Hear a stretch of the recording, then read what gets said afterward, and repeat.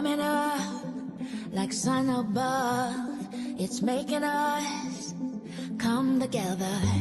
Been making plans and joining hands. Come by me, stand and come together. When they know we've had enough, they'll try and call our bluff. But no, there's no stopping us. We're making a promise. Yeah, we're starting up something. We're starting up something. Oh, yeah, we're starting up something. We're starting up something. Oh, we're starting up something. We're starting up something. Oh, yeah, we're starting up something. We're starting up something. They say we're weak when we don't speak, but they don't see us come together. Behind closed doors, we choose love, not war. It's at our core when we come together. They will hear us loud and clear. We'll walk right through the fear. And then once we'll all appear and say, we're standing right here, come on. Yeah, we're starting up something. We're starting up something. Oh, yeah, we're starting up something. We're starting up something. Oh, yeah, we're starting up something. We're starting up something. Oh, yeah, we're starting up something. We're starting up something. Oh.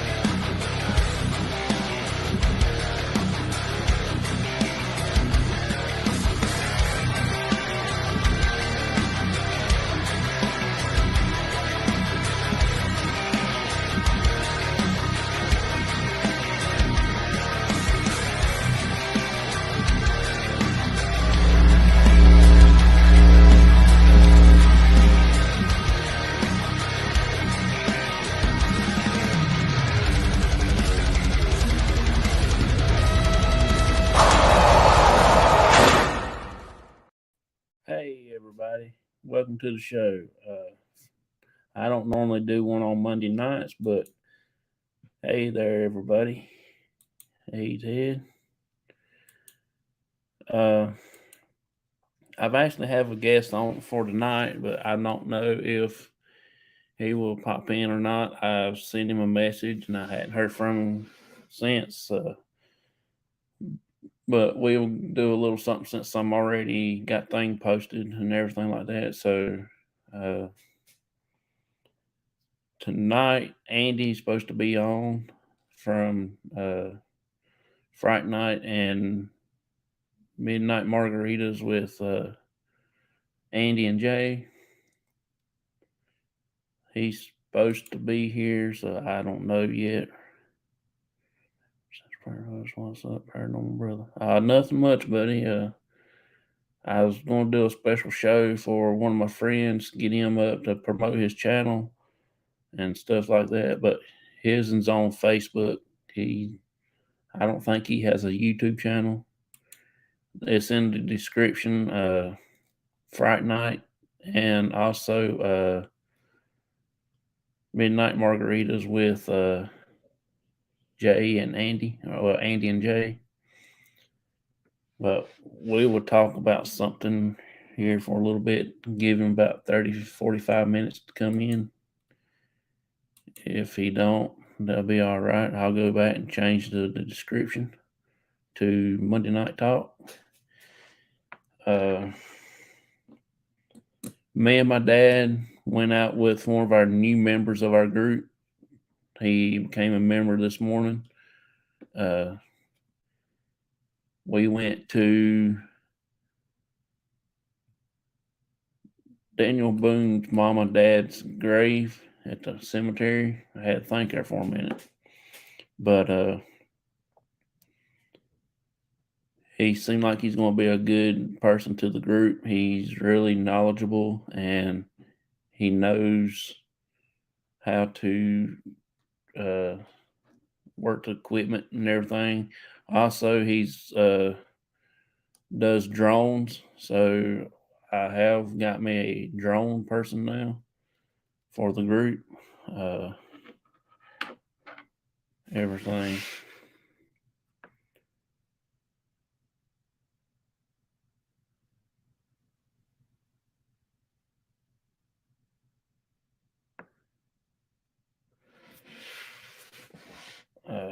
I will send somebody else right here a message. Let me see here.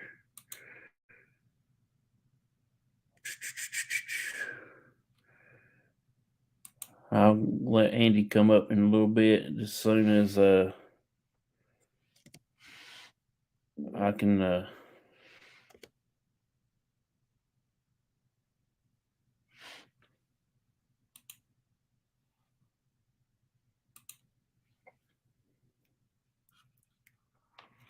all right. I sent you a message. You can come up when Andy gets in here. If he comes, I will pop him in.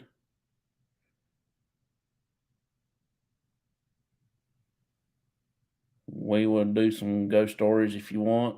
I sent you a message there, the link, Sean, if you want to come up.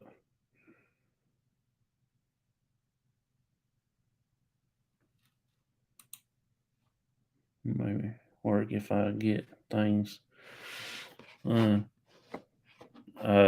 I said, we went today, and the guy that went with us, he was actually can feel things. Y'all can go check out that video on YouTube. I think it was about 12:45, 1 o'clock, something like that when we started it.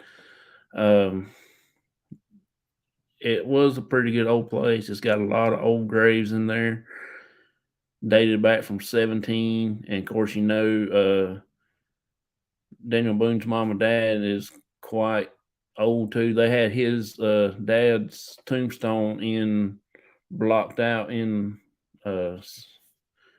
red brick and everything like that. And it was really cool, but I wish they hadn't done that because you couldn't hardly see any of the writing. So here's one of the guests. This is a native Wildman, Sean. He wants to tell some ghost stories right quick. At least till Andy comes in. If not, I'll go back in the description and change the name. Hey there, bud. Hey there. How are you today? Pretty good. How are you? I'm doing well. Cosmo.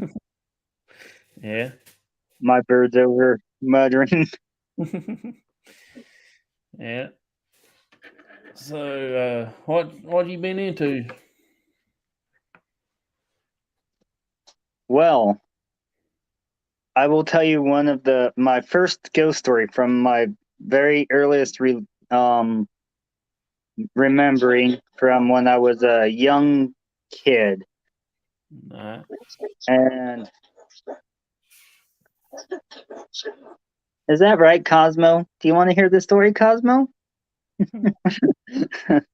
Anyways, I was at my aunt's house. My family and I, we were doing a celebration. I can't remember if it was a birthday or a holiday.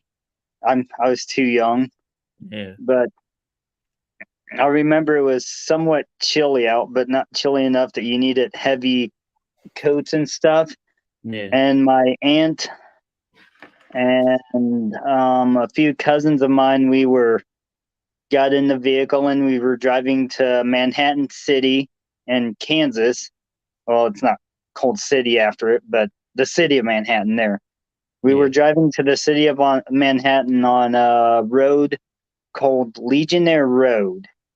And at the side of the road, we saw this old dude. He had a big white beard, kind of Amish style, flannel, blue jean overalls. I don't remember what type of footwear he had. And he had a kind of like a straw wide brim old style hat. Yeah. And he walked out in the middle of the road. So we stopped, my aunt stopped, and he looked at us and vanished like in the thin air. But you could see like his face pretty good. And that's pretty neat there. yeah, that's my first ghost story I remember, other than seeing weird things when I was really, really young. That could have been just because I had an overactive imagination, or it could have been something. Yeah. You never know, but everybody in the vehicle saw that one. Yeah. And then another story of mine, I was with another aunt, and we were going along Flesh Road, and she wanted to go do some ghost hunting with us kids. It was, I think, my cousin, one of my sisters, and I, or maybe two of my cousins and I. And we were going to go to this lady's house, and supposedly her and her family got killed in a house that was on Flush Road, which goes out to Westmoreland. Yeah. And we get to the driveway, and there's this big, huge tree that looked like somebody purposely fell it right in front of the road, but it didn't have chainsaw marks. It just fell down. So we ended up not going there. Then we were driving along the road, and we saw these old-time headlights, round headlights. And so my aunt turned off her brights, and we kept driving, and we didn't see a car. No car. So we went and searched around for a car for, I don't know, a good half hour, because my aunt thought, well, maybe they went in a ditch or something. Yeah. I have a guitar shred called Off the Hook. Cool. But yeah, we searched, I don't know how long to see if there was a car, but there's nothing. There was no place where a car would have drove through the grass or through the fence. Just mysterious headlights that end up vanishing. Yeah. And that's my second ghost story that I remember clear enough. Then we ended up going back to my aunt's house afterwards. And I don't think she really took us on many more ghost hunts. Yeah. Yeah. Well, But go ahead. I was gonna let you talk since you started saying something. Oh, you go ahead. Okay. I think the first one is still the coolest, but the second one definitely weird, and that's on Flush Road. And that road has like a small town called Flush on it. Yeah. I think it's probably one of the smallest populated towns in Kansas. It's kind of like a village. It has a liquor store and a church, and I think one or two houses and a graveyard. That graveyard creeps me out though. When I go past it at night. Yeah. Well, last time it's been a while, and I've seen different, there's a tombstone with a big angel on it, And every once in a while when I've passed it, I've seen like glowing, like the headstone itself was glowing. Like first time it was just a normal white light, and then the other time I saw it was kind of a green eerie-ish light. Kind of creepy. I've never been in that actual cemetery though. And I've only seen the creepy stuff at night, but it is one that kind of gives you bad vibes when you pass it. Yeah. Or at least it does me, and I've heard other people say the same thing, so. Yeah. That's And then on K-State campus, my job used to be a utility worker, so I walked around and picked up trash for 8 hours a day. yeah. And I started early in the mornings, and one of the mornings I was walking down on my normal route, and I seen this shadow jogger, and it was at a bridge, and then I had time enough to see it go from the bridge to the end of the block, which was a little bit less than half a block, probably. Think about 5-6 seconds long, then it just vanished. But it's just a shadow. It didn't, other than a humanoid shape that was jogging. That's about all I could tell on that one. Yeah. And then I seen this one thing at K-State. It was kind of a shadow creature. It was real short, and then it got real tall for a second, and then I spotted it, and it like scurried off and disappeared. Yeah. That was kind of interesting. Have you ever had any experience like something touched you or that gives you really bad vibes that you couldn't make yourself go? That cemetery I told you about, Witches and Warlocks, which we call it that here. It's just the local nickname, but it's Cedar Creek Cemetery, and it's actually on that Shadowlands Most Haunted Places pages. Okay. Supposedly there's a orb that floats in above one of the graves, like an eye type orb, red. I don't know because I've never seen it because I haven't gone out there. You can only see it on the, I think, new moon when there's no light, no moon. Yeah. I believe that's the one. It says on the page. I'd have to reread it. But anyways, my friends and I, or a friend of mine and I, we were gonna start a ghost hunting thing, and we made some witching sticks. And this cemetery has unmarked graves in it, or not? They're not unmarked, but the tombs, they're just like limestone pieces of round limestone that they put there. Yeah. I guess supposedly somebody vandalized it and they couldn't afford to replace the graves, or the families weren't around or something.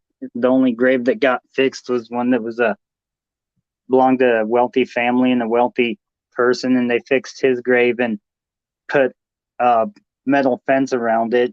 Yeah. But I was a guy I knew. He passed away not too long ago, which was it is what it is. He kind of was a negative person a lot of times, so I still feel sorry for his family. But we were out there throwing a throw net or a cast net. Do you know what that is? Yeah. A bait net for minnows. Yeah. And I heard this disembodied voice, a little girl's name, call my name 6 or 7 times or so. And the last time it sent this cold, eerie chill straight up my spine. Yeah. And I looked at the guys, I'm like, we gotta go now. And this was near the same cemetery. My friends and I, we did the witching sticks, and we did it over the graves that didn't have any names or anything. They were. Yeah. Is that an unmarked grave, or is it marked because it has a stone, but it doesn't have any information on it? It's just a stone. It's not a marked. when if it has like names or any kind of information, that's what they mean by mark. But if it's just a rock sticking up, it's just let you know somebody's buried there. Hey there, Vicky. Hi, Vicky. But anyways, we were doing the witching sticks at that cemetery, and the witching sticks, they just started like spinning erratically. One would go clockwise while the other one was going the different direction, then they would stop, and then they would kind of go back and forth all weird, then like something you would see in the Poltergeist movie or something. Yeah. And that happened before the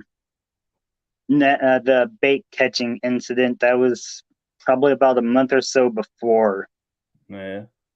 I've gone out there a few times since, and it's kind of, sometimes it's uneasy out there feeling, but I can go in that cemetery in the daytime. But when you go past it at night or stop near it at night, it gets kind of eerie. But that was probably the most scary thing that I've had as a spirit gone. And I've walked through the woods plenty of times, and I've felt things touch me in some of the wooded areas around here, and there was nothing around and no wind. And my friend, he couldn't have touched me unless he had like a magic arm behind his back that could come and touch me behind the back. That's like I said, when you go to a cemetery, you really don't know exactly what you're going to be facing. I mean, there's sometimes you'll get like a feeling that there's something there, and sometimes it will get gone, and before you know it, it's done back, and it's done started messing with you and playing tricks on you and stuff like that. Yeah. After that incident at the cemetery, I went home and prayed for the little, I'm assuming it was a little girl, but spirits can, like you said, trick you. But anyways, I prayed for the soul in case it was a lost soul that needed somebody to pray for it. But I haven't had that happen since out there, but I haven't been at that creek throwing nets at night. Yeah. That's right behind that cemetery. Is that a low water bridge? So we just parked on the bridge, and I think it's private property, possibly. I'm not sure. But I think you're safe being on the road at least, and we didn't leave the road. I love you, Cosmo. Am I ignoring you, Cosmo? That's pretty cool there. I mean, it's like I said though, sometimes you can go to a place, and sometimes it's just kind of crazy when you get ready to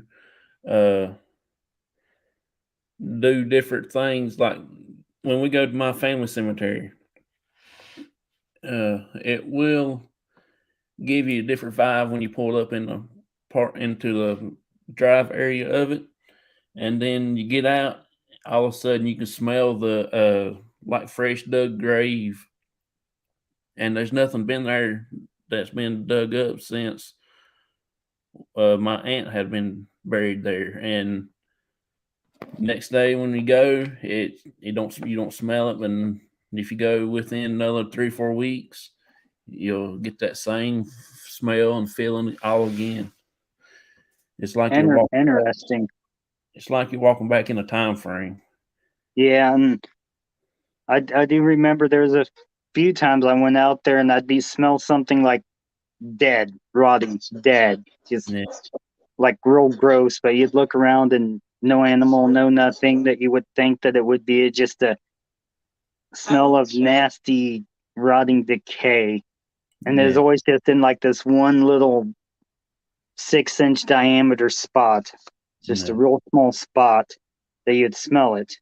And then there's this one area that was just outside of the fence of that cemetery. It's Vicky wants to know where the cemetery is at. Manhattan, Kansas, Cedar Creek Cemetery. is where it's at. My buddy Andy's, I sent him the link again. He should be coming up here in a little bit, but I don't know if because I had to send him the new link because the link don't last but 15 seconds or so, 15 minutes. Then I have to resend it again. But yeah. Come on, yeah. Like I said though, when I go to the cemetery there where my mom's buried at, it does have a different vibe. I used to get a signal there pretty decent, and now I can't get a signal whatsoever. It will not let me film there. But first time I went, I filmed, and then the rest of the time I go, I can't do nothing. It won't let me do nothing. But when I do get a signal, I'm halfway up the road. I'm not even in the cemetery, so I can't do a cemetery video. So now I realize I have to record it and go home and put it on, download it that way. But when I get ready to put it on Facebook, because I can't do it to YouTube because it takes too long, and I'll go back, look in my camera where my video's at, it's not there.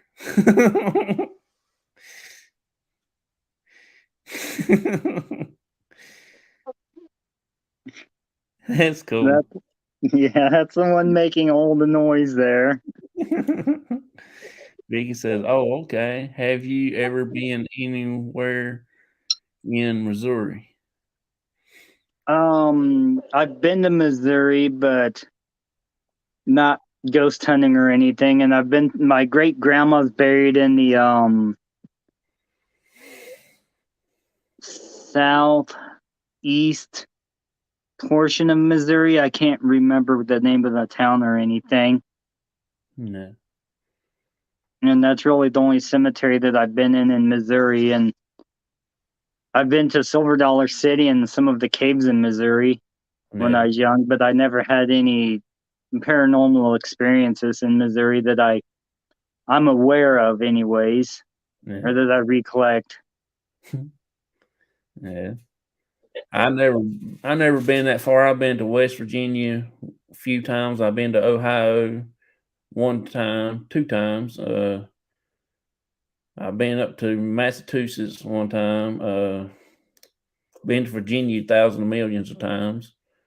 Been to South Carolina one time, Tennessee a couple of times, but I never been anywhere to ghost hunt besides to Virginia when I first started about 3 years ago, I guess. It's like I said though, it's been crazy. I've been to insane asylums. That's one of my favorite places to go. I do love cemeteries. Cemeteries are awesome. There's a lot of history, but there's a lot that happened in insane asylums. Yeah. I'm about an hour away from Silver Dollar City. Cool. We went to St. Albans to investigate, and there's some crazy stuff happens there. That's where I saw my first black shadow figure, about 3 foot high. It went straight up to the steps, and then it shot straight up steps like it's trying to run a foot race. Oh wow! Yes, people's got scratched, people's got burnt. We was chased out of the bowling alley by a bat. So it was actually a pretty good place to go. It's just out in the boondocks, and you can't get there because the cops is going around the place all the time because they had a lot of vandalism and people breaking in, stealing stuff. That's unfortunate. Yeah, it's pretty rough. I'm not sure of any asylums in my area. I know there's a few prisons and stuff that I could probably maybe go to. Yeah. Or something. But I don't know about asylum. I haven't really done too much research in like different buildings. Yeah.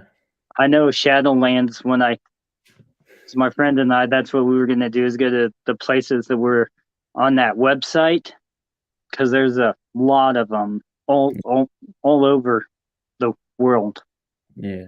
And it's pretty cool because they'll tell you a little bit about it. Then they'll tell you, like, if it's private property, or if you need to, you can go there, but you need permission, or. Yeah. But I think it just gives a general warning at the thing. Just be mindful and make sure that you're not breaking any laws to go ghost hunting, that you have all the permissions that you need. Yeah. That's pretty cool. Yeah. I have seen you gotta make really sure all the permissions, because you don't want to get in trouble. yeah. I don't think you'd be doing pretty good in prison just for going ghost hunting. I mean, you know what I'm saying? If I'm going to need something worth its while. Yeah. You know. I did get in trouble one time. I wasn't really ghost hunting, but I was hiking on somebody's private property, and I ran across this old abandoned bridge out in the middle of the woods.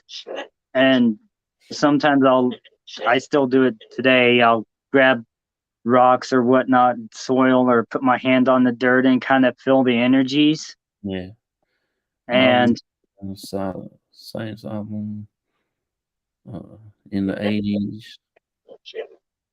I've seen stuff in there, and I honestly believe some of the true spirits from them. Oh yeah, my wife, she works in a mental hospital, so I know some of the stories that goes on and stuff like that in them places. Which I'm getting ready to do a show about the sanatoriums and stuff like that from the Victorian era. Cool. So I'm gonna try to do that. I've got 2 more shows on this part of the series, and then I'm going to start doing that. 2 or 3 shows. I think it'd be pretty cool.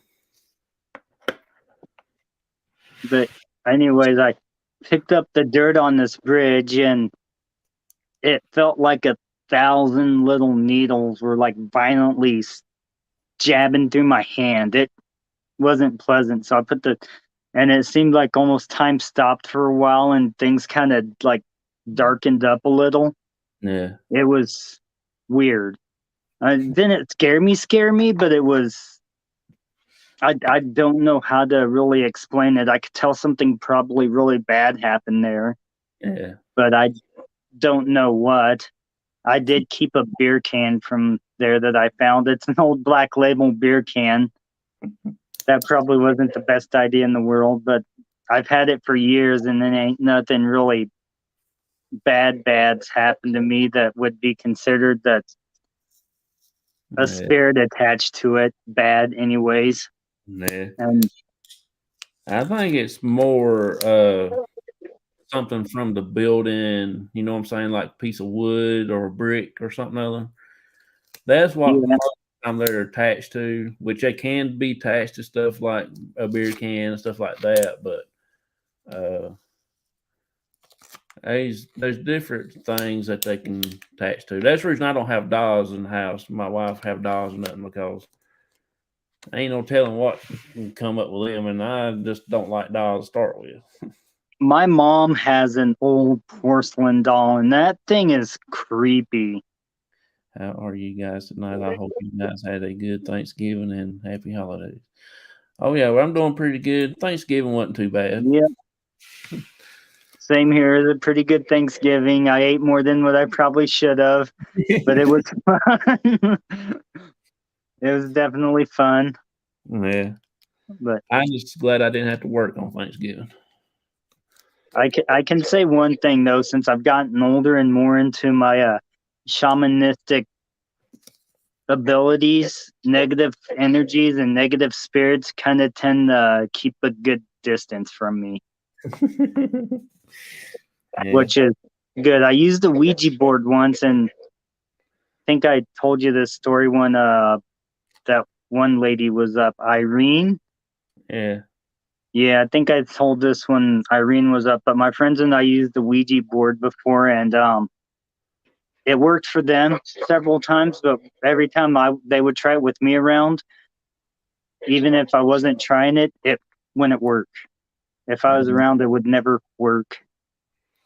This was the first Thanksgiving one at my mom. She died in 2022. It's 6 in the morning. You're supposed to be the first Thanksgiving without her. Oh yeah, I know what you mean. My mom passed in 2016, so that 2017 was pretty rough. Actually, 2016 because she passed away in February, and her birthday, my mom's birthday, was in April, so I had to go celebrate that, and that was kind of hard. And then, oh yeah, so it's always hard to lose a loved one. I remember when my grandpa passed away, and it was like a week before Thanksgiving. Yeah. And he really loved Thanksgiving was his favorite holiday. He loved to eat turkey. So that first Thanksgiving, I ate a little bit more than what I should have. So I could eat some for him because I knew that he would have enjoyed the meal. And he always loved spending time with the family. Yeah. And well, I was his favorite, but he loved the family regardless. Yeah. And I took it hard when he passed away. I took it real hard. Yeah. And I still do sometimes, but Vicky asking you a question. Do you know a Shawn woman in Missouri? Shawn woman in Missouri. I do not. No. I don't really know anybody in Missouri. Wait, I know one person in Missouri. His name is Derek, and he used to be a coworker of mine. But other than that, I don't know of off the top of my head, maybe, or anybody in Missouri, maybe people on Facebook that I got friends that are in Missouri, but I don't really get on Facebook too often anymore. I don't use Facebook much, just my Facebook page. That's about the only time I use the group page, because I do stream on this and the page and prayer post. So, and then I also have that one story about the wind pushing me towards a trash in the cemetery.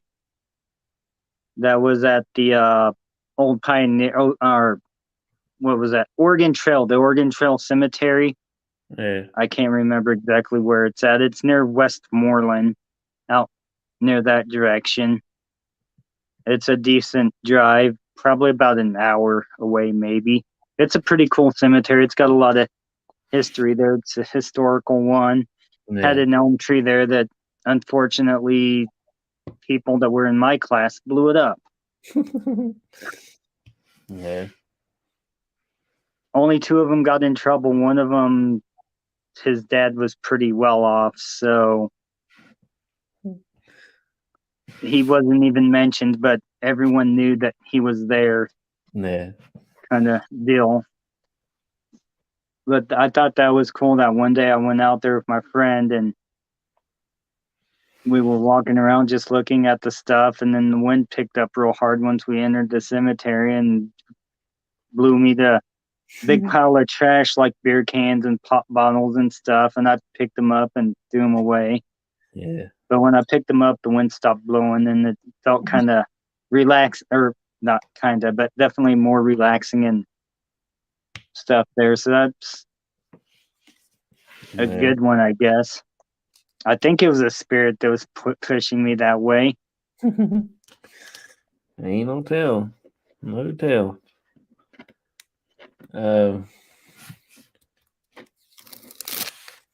We're gonna go ahead and take a quick break right quick, and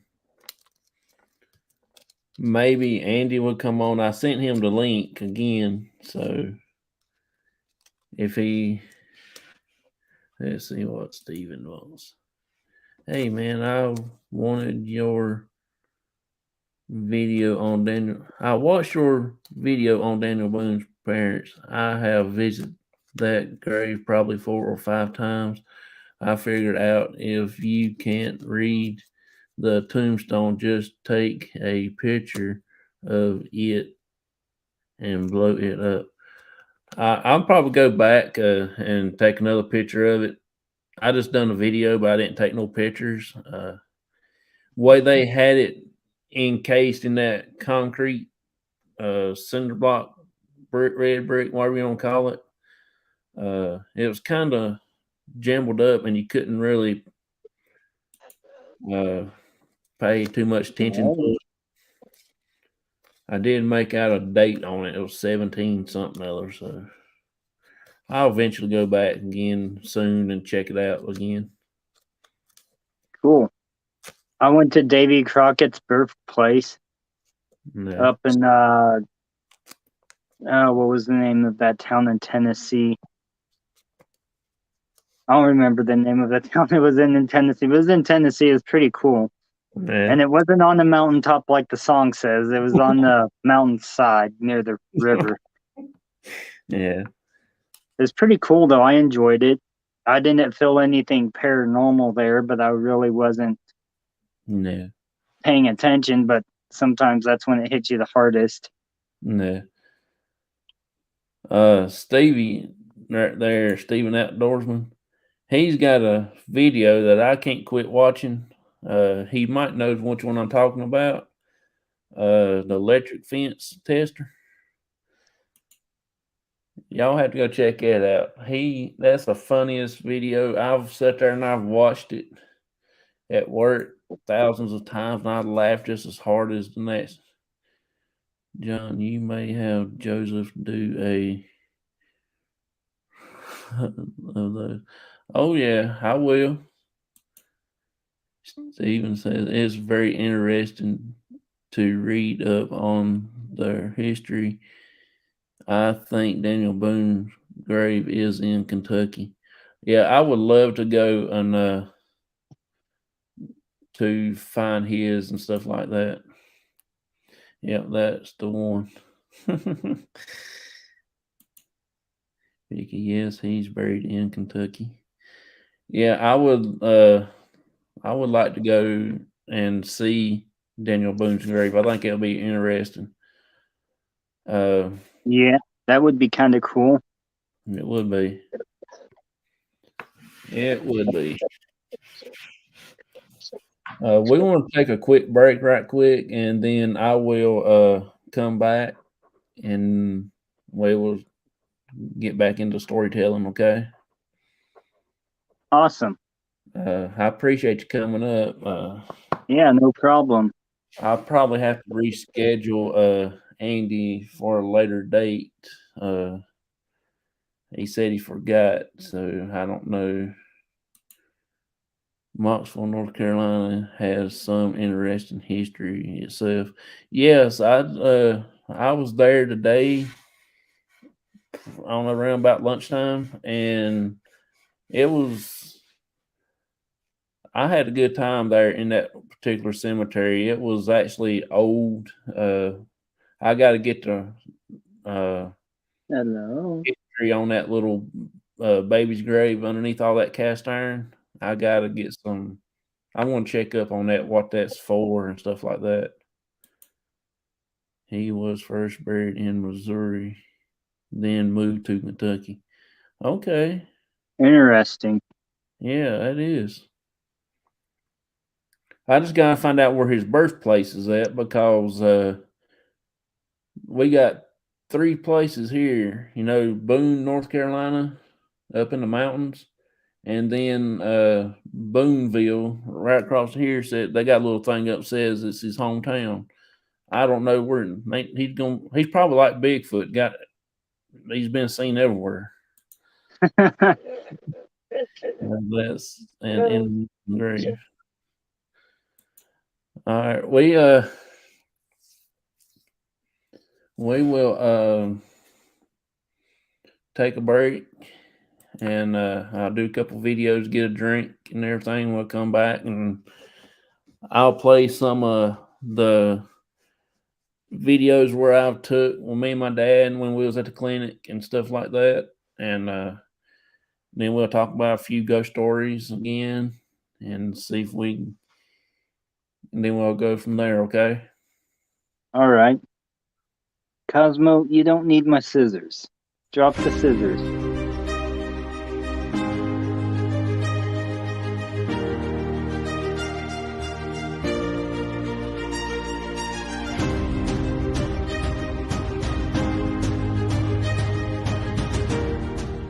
What is the Global Ghost Hunt to me?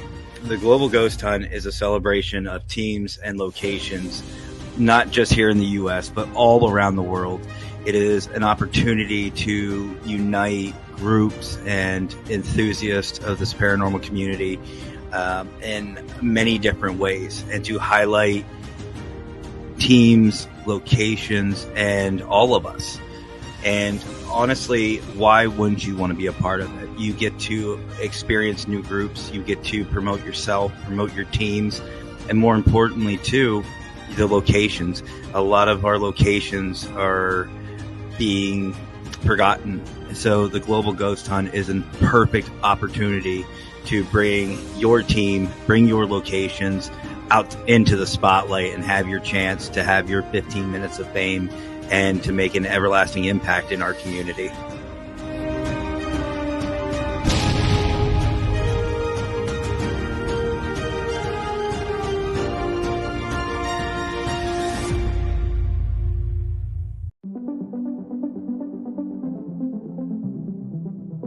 It's been coming up like sun above.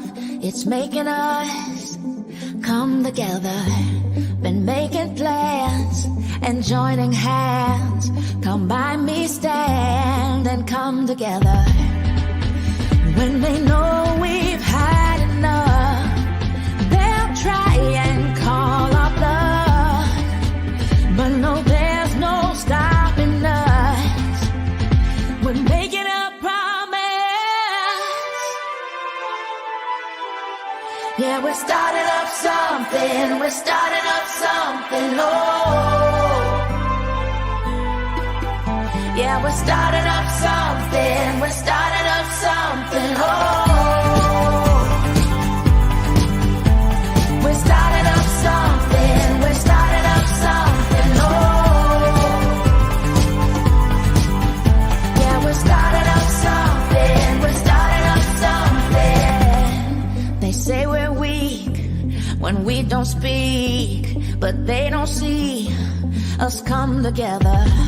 Behind closed doors, we choose love, not war. It's at our core when we come together. They will hear us loud and clear. We'll walk right through the fear, and then once we'll all appear and say, we're standing right here. Come on. Yeah, we're starting up something. We're starting up something. Oh, yeah, we're starting up something. We're starting up something. Oh, yeah, we're starting up something. We're starting up something. Oh, yeah, we're starting up something. We're starting up something. Oh, yeah, we're starting up something. We're starting up something. Oh, yeah, we're starting up something. We're starting up something. Oh, yeah, we're starting up something. Okay, welcome back, everybody.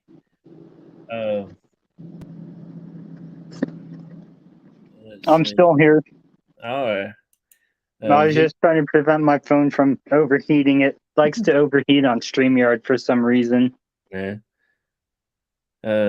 Vicky says he was born in the PA. And she said they moved to North Carolina in 1746. Daniel Boone was a Quaker. Okay. Huh. I didn't know that. I didn't either. That's pretty interesting. Yeah. If y'all, I wonder if Steven's still in here. I want to get him to talk about his video that when I'm talking about electric fence tester. Cool. Stevie, he's from North Carolina too. He's I work with his sister over where I work at. No. Let's see here. It says I am. You know the story I'm talking about, don't you, Steven? The electric fence tester. That's one of the shows I watch all the time at work. When I get tired and wore out, I watch it and it gives me a pickup. Was it a human tester?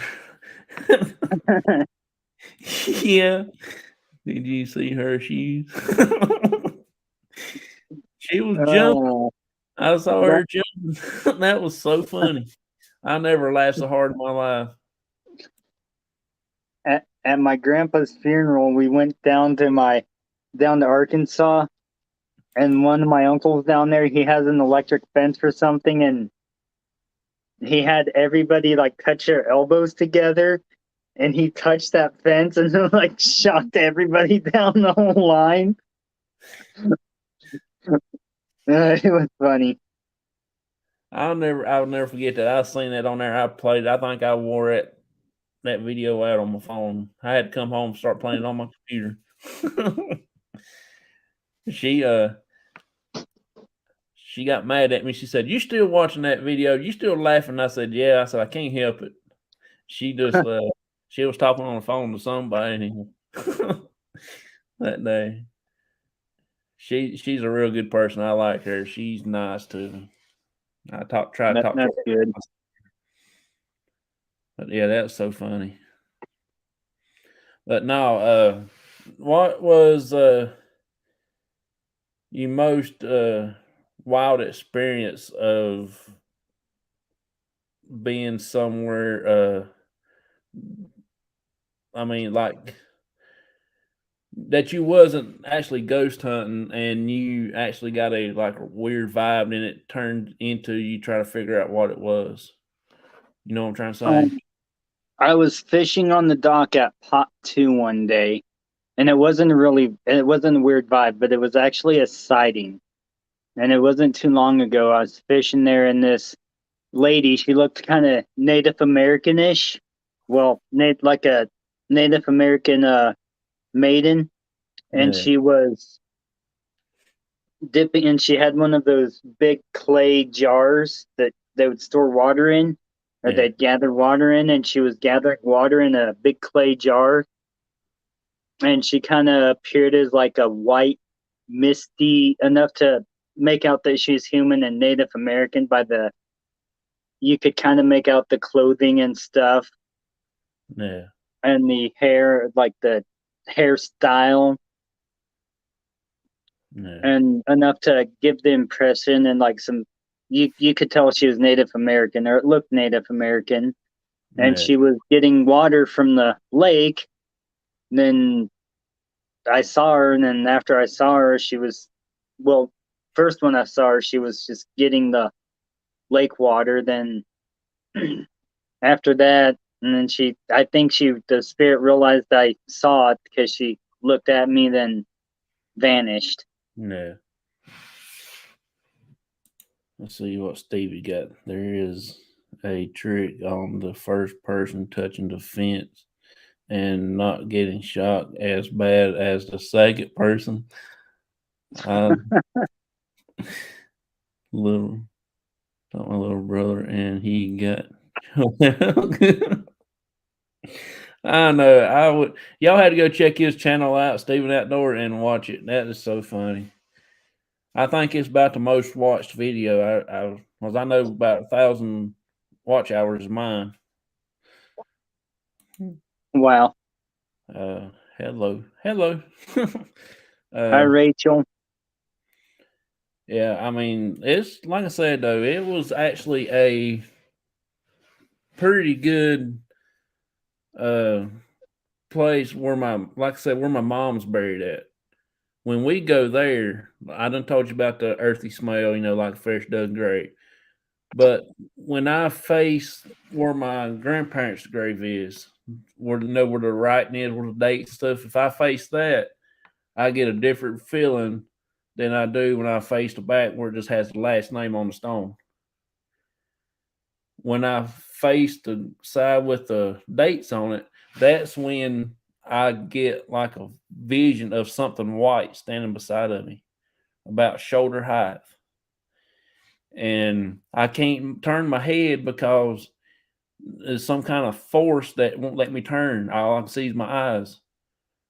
But after so many seconds, then I can just turn my head and it's not there. Huh. That's some crazy. Interesting. That's some crazy feeling. I bet. When I first moved into this house, I had a night paralysis that would happen to me every once in a while. Yeah. And I would wake up, and it happened several times. And then one day I just told whatever it was to leave me the pluck alone. Actually, I was more polite about it, but I kind of told it to leave me alone. And ever since then, it's never really been an issue. Yeah. Yeah. But that was kind of creepy. One night I was just laying and I was wide awake, but I couldn't move my body. I couldn't do much of anything. Then I mustered the power to speak a few things and ask it to quit. And right after that, it just like I had full control and everything again, and it never happened again. David said, "Don't never grab an electric fence standing flat-footed. You must rock back on your heels. You might get a 100%. Oh yeah." My first experience with an electric fence is laying on the ground and I didn't know it was there, and I had sandals on and I stepped right on the wire. That wasn't fun. Like sent a shock up my whole body. I mean, when I watch these ghost shows on TV, not the paranormal investigating where they doing that kind of stuff. This is literally people telling their ghost stories, and then they will have actors act out the scenes and stuff. And if I'm laying there like on the couch and I'm watching it, if I accidentally fall asleep, I remember, when I was living at home, it did me the same way. That if I fall asleep while I got it on TV, I cannot move. It's like something that's got me held down. Yeah, now I can watch them. It don't bother me as bad, but I don't watch them and fall asleep. But every time when I fall asleep, it's feel like something there's got weighing me down. I can't move none of my limbs. I can't speak. I can't do nothing. It's like something that is coming out of the TV, and doing that. But I had a real creepy out of a body experience once.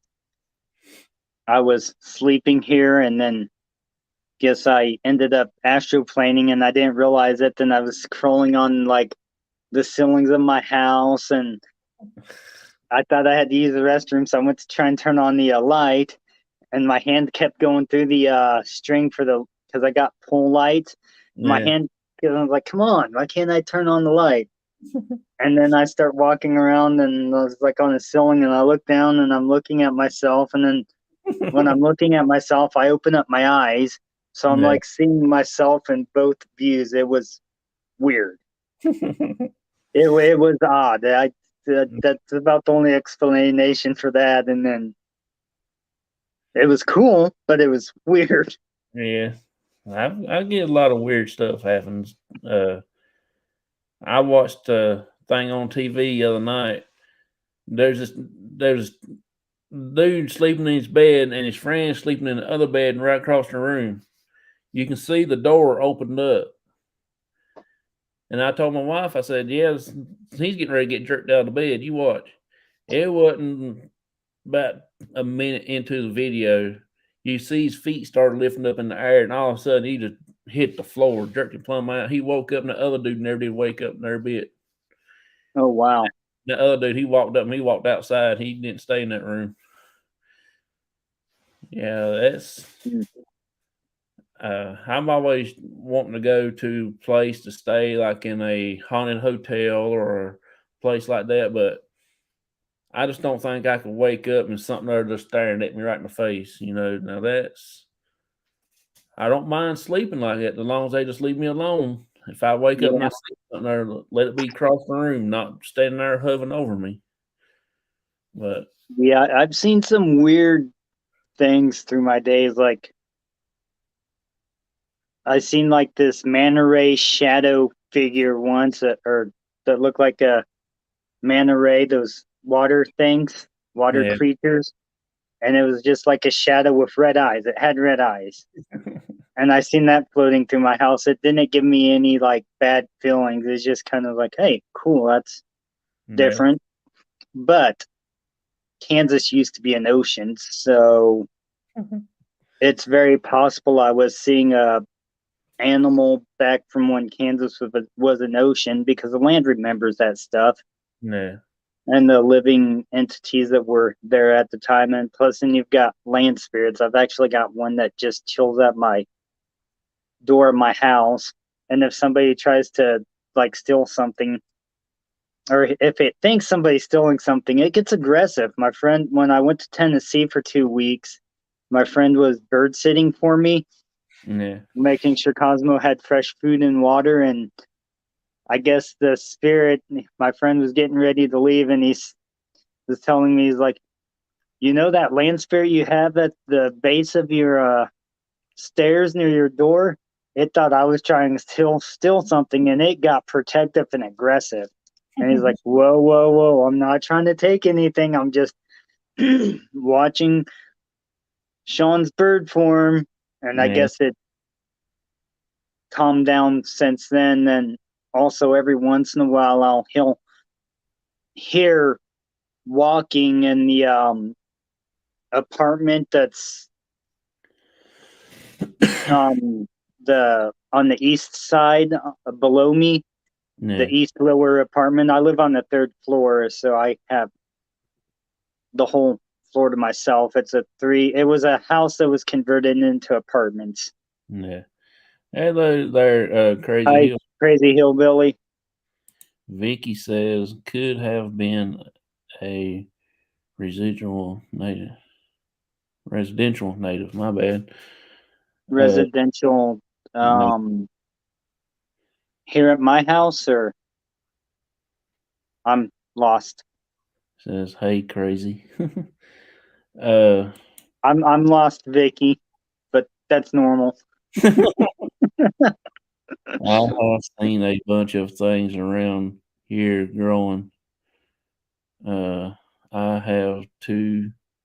had two to speak to me. I saw a little girl at my closet door when I was 13 years old in my mother's house. Okay. Oh, wow. Cool.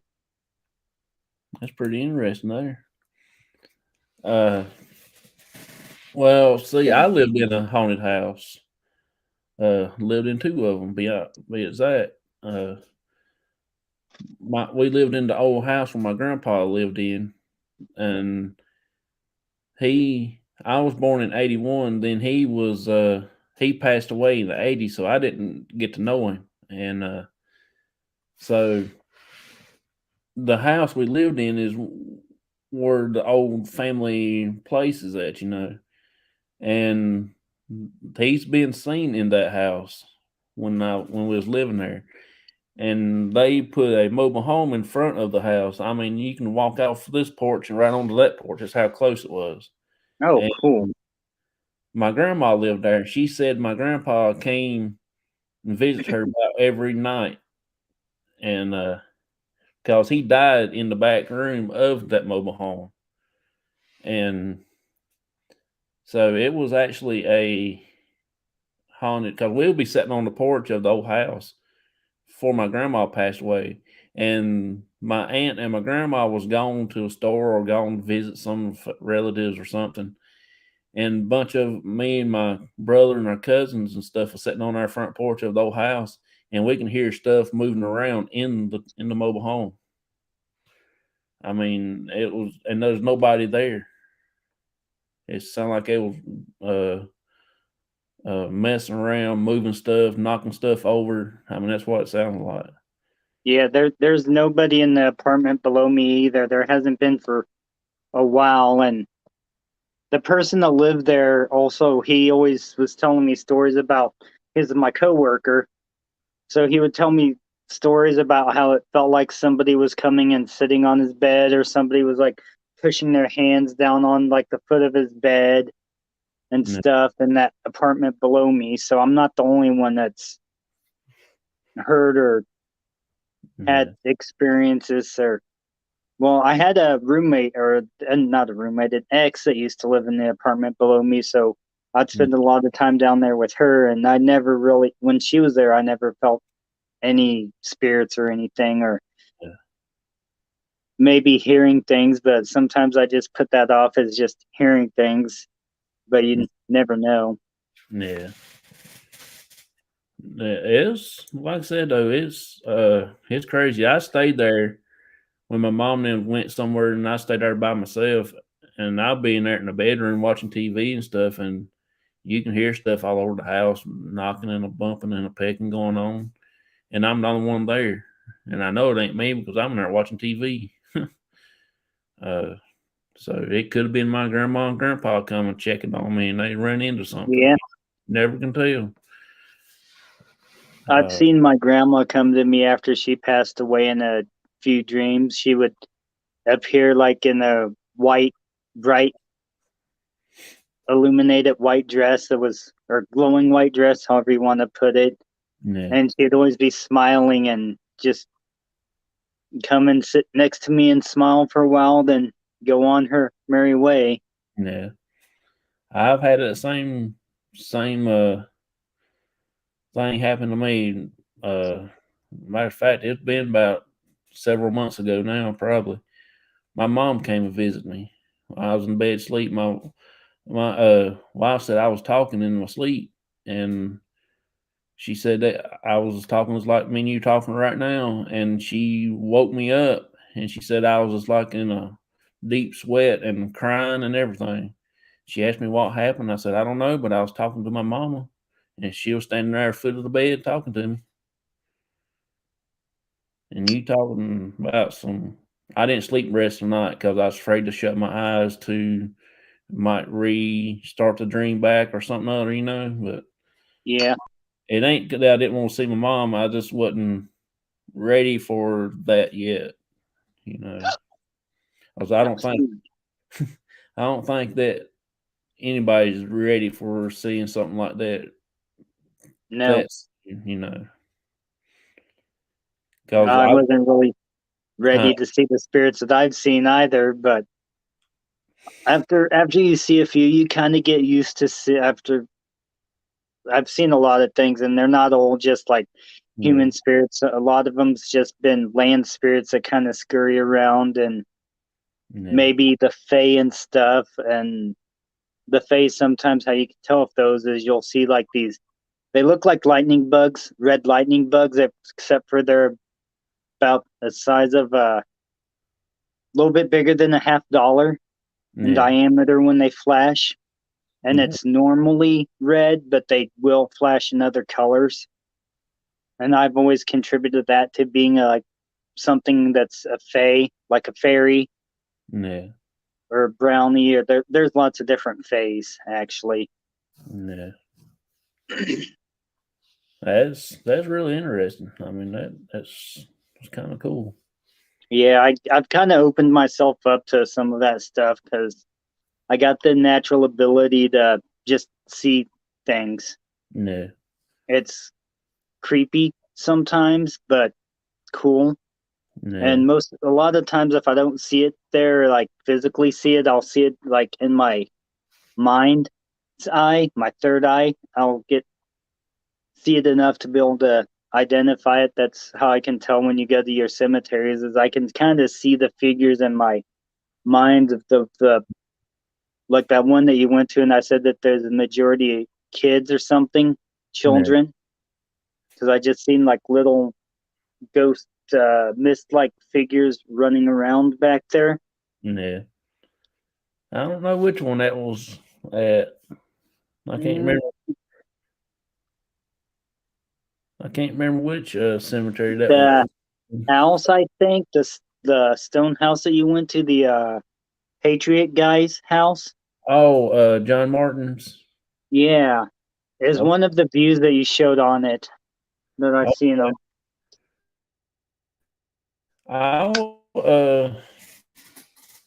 Like I said though, I'm gonna try to do that again probably next week. Cool. Let's see. Only seen I only seen the red light at one place, and it's in the woods in a creek bed. Okay.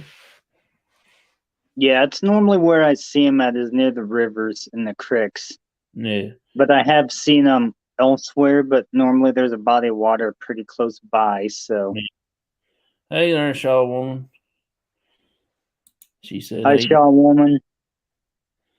yeah, like I said though, I think that we getting ready to do a native burial ground, uh, and across the road there's like a cave of some sort. What I've been told, uh, they thinking that it has something paranormal with it, but I'm not really sure. Yeah, She said hi back to you. Uh, they said that it's got carvings on the wall, so I'm taking it might have something to do with the Indians because it's just right across the road, you know. yeah, And that's absolutely possible. They found lots of Native American artwork and stuff.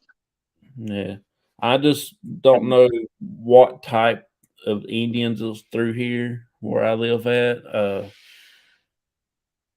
I mean, I don't know. Cherokee, I believe, is one of them. Yeah, where's Cherokee And was in this area, but I'm not sure exactly what uh if there's any other ones through here. You know what I'm saying? there probably was. Because Cherokee Indians actually was a big But yeah, area. they were a pretty big tribe. They had pretty big Didn't they like ancestral lands. didn't they like stretched out over like 4 or 5 states, you know, Yeah, Georgia and stuff like that? but I think they were also, a lot of Native American tribes have like composite of like three on them, like the Potawatomi, which I am. It's the Ojibwa, the Potawatomi, and the Ottawa are Yeah. the three sisters of the flame. Yeah. So And they Joseph, were kind of like yeah, united or allies, yeah, always allied with each other. yeah. Vicky says So Joseph would know for sure. Yeah, he probably would. Steven says, "Have you ever been to Charlie Lawson Cemetery in Walnut Cove? If you remember, he was the one that killed his wife and kids on Christmas." Yes, Stevie, I'm kin to them. That's my so many cousins down the road. I'm not sure, but oh my wow. mom, my mom's dad is related to Lawsons. I'm kin to the Lawsons and the Sawyers on my mom's side, and on my dad's side, I'm kin to the Allens that shot the courthouse up here in Hillsville, Virginia. I know where the Daltons are buried, the Dalton gang, Yeah, the Dalton Younger gang, because the Daltons. They're buried in St. George, the cemetery in St. George. And I went there with my friend and we went to his mom's grave.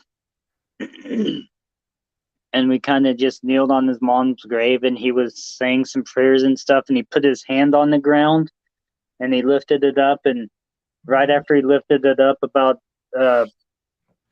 those bowls that you hit over the net, the volleyball, about the size of a volleyball, the light appeared and kind of went up in the air and then dissipated.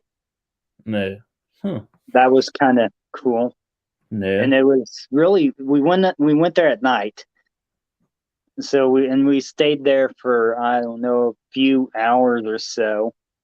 Yeah. But other than that, after he got through talking to his mom, it was pretty calm in the cemetery, but if you drive past it, I don't know if you've noticed this with cemeteries or not, or if you have any like this in your area, that when you pass it on the road and you're in your vehicle, it looks like there's a lot of spiritual activity, and it kind of looks like it might creep you out. Then if you go in there at night, it's real peaceful, and it's like nothing's there except for you and nature.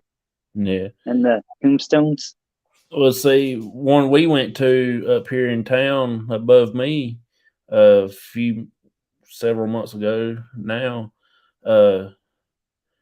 somebody had broke a lock off of the mausoleum. So the door will open up. Well, we went in there. I went in there by myself. And that's the first time I ever been in one. And that's probably the last time I hope I do get to go in one. You could not breathe in there. I mean, it's like, I was a firefighter for 12 years. I'd done a lot of confined space crawling, and everything never bothered me. But this place was so little inside that it took my breath. I could not breathe. I had to hurry up and get out of there. I mean, I never had that type of feeling before. And I've crawled around in the smoke and couldn't see nothing past your nose. And at nighttime, putting out a house fire and going through these little tunnels and stuff, try to crawl out, and never got that feeling. But when I walked in that mausoleum up there that day, Lord, you talking about taking my breath, I couldn't breathe. Yeah, I don't think I've been in a mausoleum, but there is this one building at the cemetery that I picked the trash up in. Yeah. That I don't know what exactly it is, but you can walk into it for like maybe 3, 4, or 5 foot. It's really small and pretty shallow, and it just has walls on 3 sides and an entrance that you can walk into a little bit, then walk out. I don't know what it is though, if it's a mausoleum or if it's just what it would be. Yeah.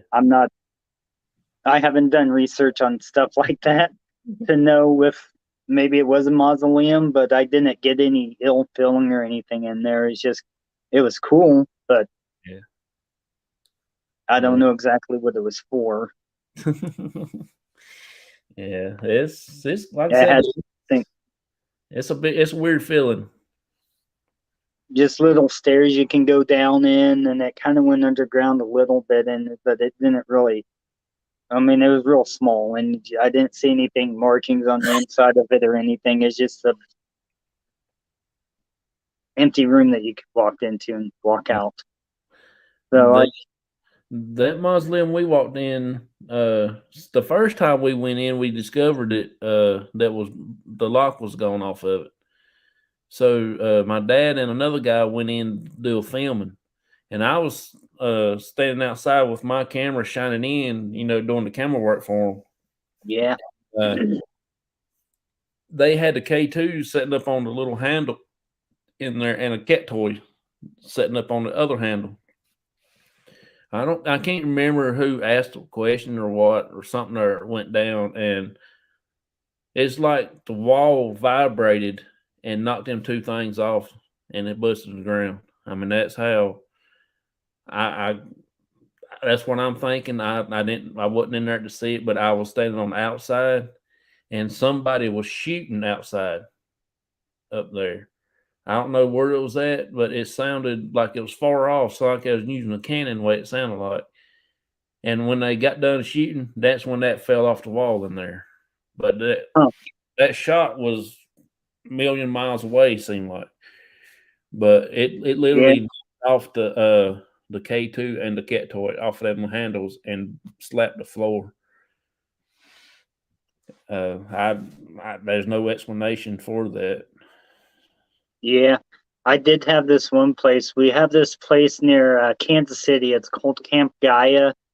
It's a pagan/nudist place.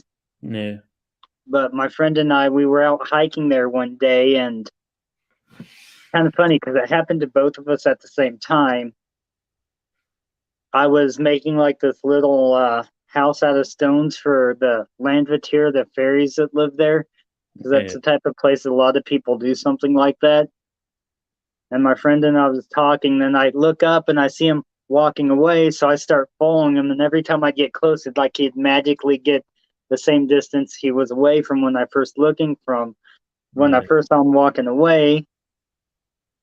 And then eventually he just disappeared, and that was the first time I was ever out there. So I was wandering the woods, and I'm like, God damn it, where'd my buddy go? Like, asshole fucking left me in the woods. Oh, sorry for the bad words. Oh, you're fine. But I'm like, he just bloody left me in the woods. Yeah, when I was younger, I was hanging out with my friend and my brother at the time, and I was carrying a lantern, and my brother and my buddy, we went down to this old house where we used to live at, and they say if you walk down there, the legend is that if you walk around and come and start leaving the house, there'll be a pair of shoes following you. Okay. Well, we went down there to try that night. I didn't see it working or nothing like that, but I was carrying a lantern and they was just walking. And the time I got up on the front of the porch of the old house, and I had my hand up on the post and getting ready to step up on the porch, they took the lantern and took off running and left me down there in the dark. I couldn't see nothing. I didn't know what I was getting myself into, but I've been there before and I know where everything's at. There's had 5 wells around that house back in the day. And there's only been 2 of them been filled up. But I know where that all was at and everything like that, so I couldn't fall in one. But they thought they was going to be smart and leave me down there, but I passed them. I was running. I was standing at the truck waiting on them until they got there. Yeah, they thought they was going to pull a fast one over on me, but that didn't happen. Sean wants to hi to Stevie. Anyways, to finish that one story, I kept following the spirit till it disappeared. Then I was walking in the woods for, I don't know, an hour or 2 before I finally found my way back to the main camp. And I get there and my buddy's there. I was like, why'd you just run off and leave me? He goes, I didn't. I was following you. I saw you off walking a different direction. He's like, I was doing something and I look up and all of a sudden you're just walking, and we were like really close to each other too. That was a weird thing. And we both saw like a spirit and they led us in different directions. They were messing with us bad. Yeah. But like, that was weird. Yeah. I mean, it's just, there's some things happen to me that I can't explain. There's a lot of people, you tell somebody, a lot of people look at you like you're a little crazy, but until you experience something or yourself like that, these people ain't going to know what to expect, you know? Yeah. Like me and my wife, we're 2 different people. I do believe there's something there we can't explain in the paranormal field.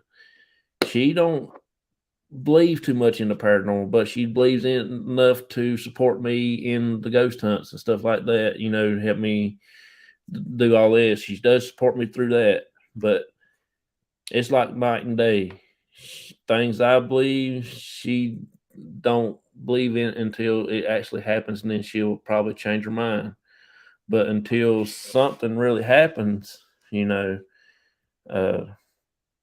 that's just my opinion. But a lot of people, like I said, a lot of people at work look at me like I'm weird and crazy, and they see me coming, they'll just take off somewhere else, try to dodge me, you know. But then some people just walk up and start asking questions. Have you ever seen this? Have you ever seen anything? What's your favorite place to go ghost hunt? Stuff like this and that. I can't even go to a gas station now without people talking to me about it. Grocery store, everything like that. Yeah. Seems that I had a girl to wake me up one morning and she asked me if I was getting up. Okay. That would be freaky. Yeah.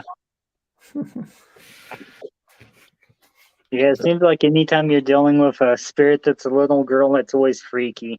Like the one near the cemetery that gave me the chills up my spine.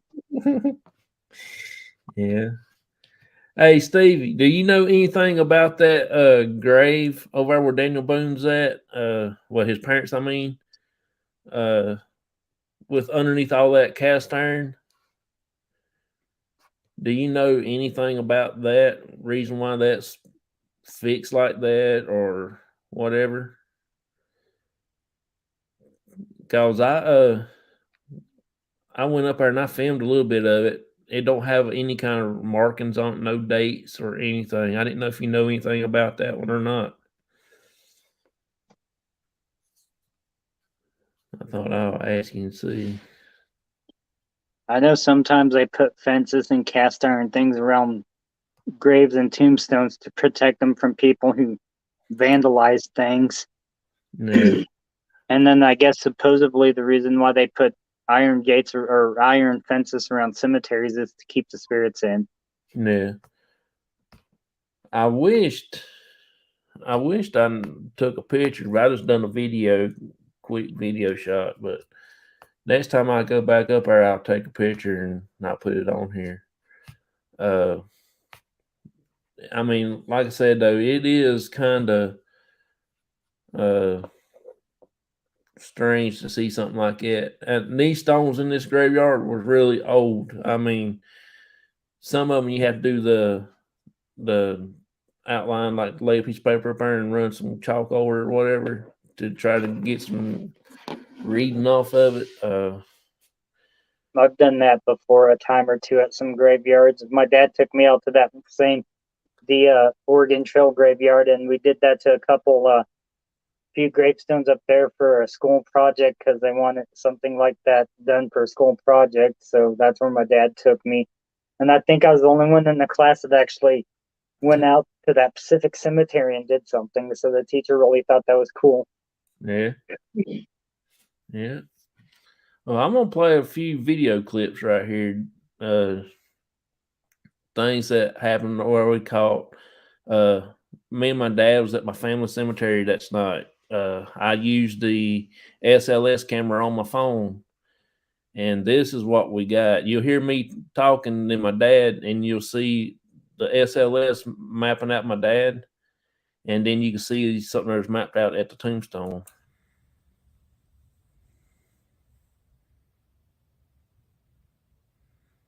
Still standing there. Yeah, something there is. Come here and look at it.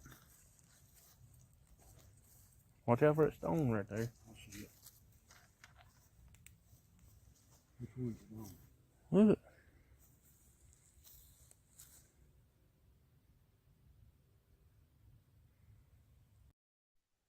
That's pretty cool. That's at my mom's cemetery where she's buried at. Oh, cool. We went to the Trivet Clinic several months ago when we took this picture. You see the rocking chair rocking back and forth. You have to pay attention to it because if you don't, you won't actually see it moving. Way my camera was setting is facing the chair, so it's doing like this.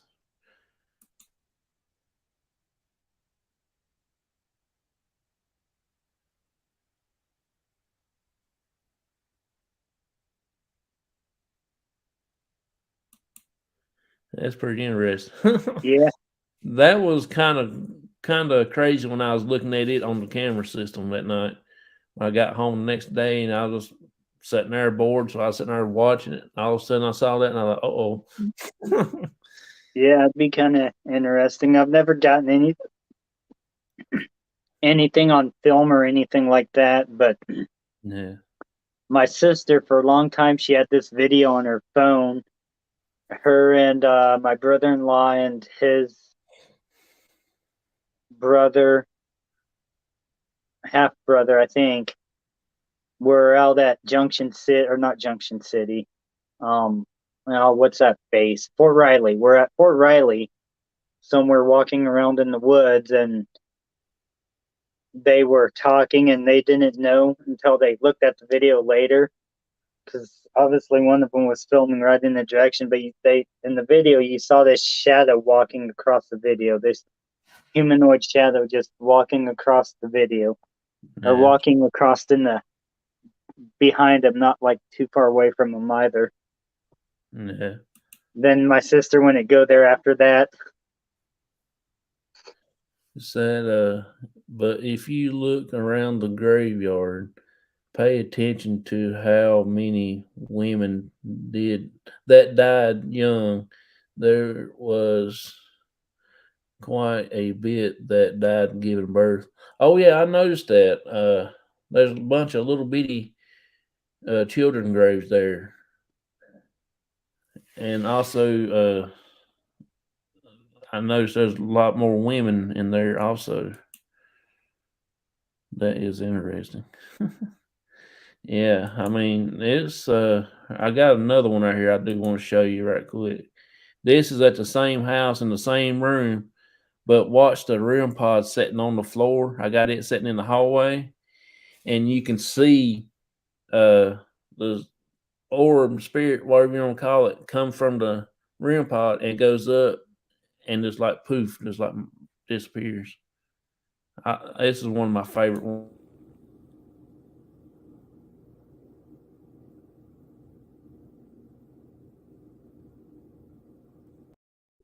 Did you see that one? Yeah, it's pretty quick. Yeah, you had to pay attention. I'll show it again.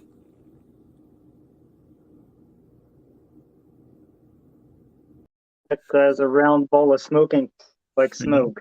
Yeah, it like does. Somebody with a cigar or something. Yeah, it does it pretty fast, but there's nobody up there. This is when we had to take my dad outside because something had entered his body that night. That's when I caught that.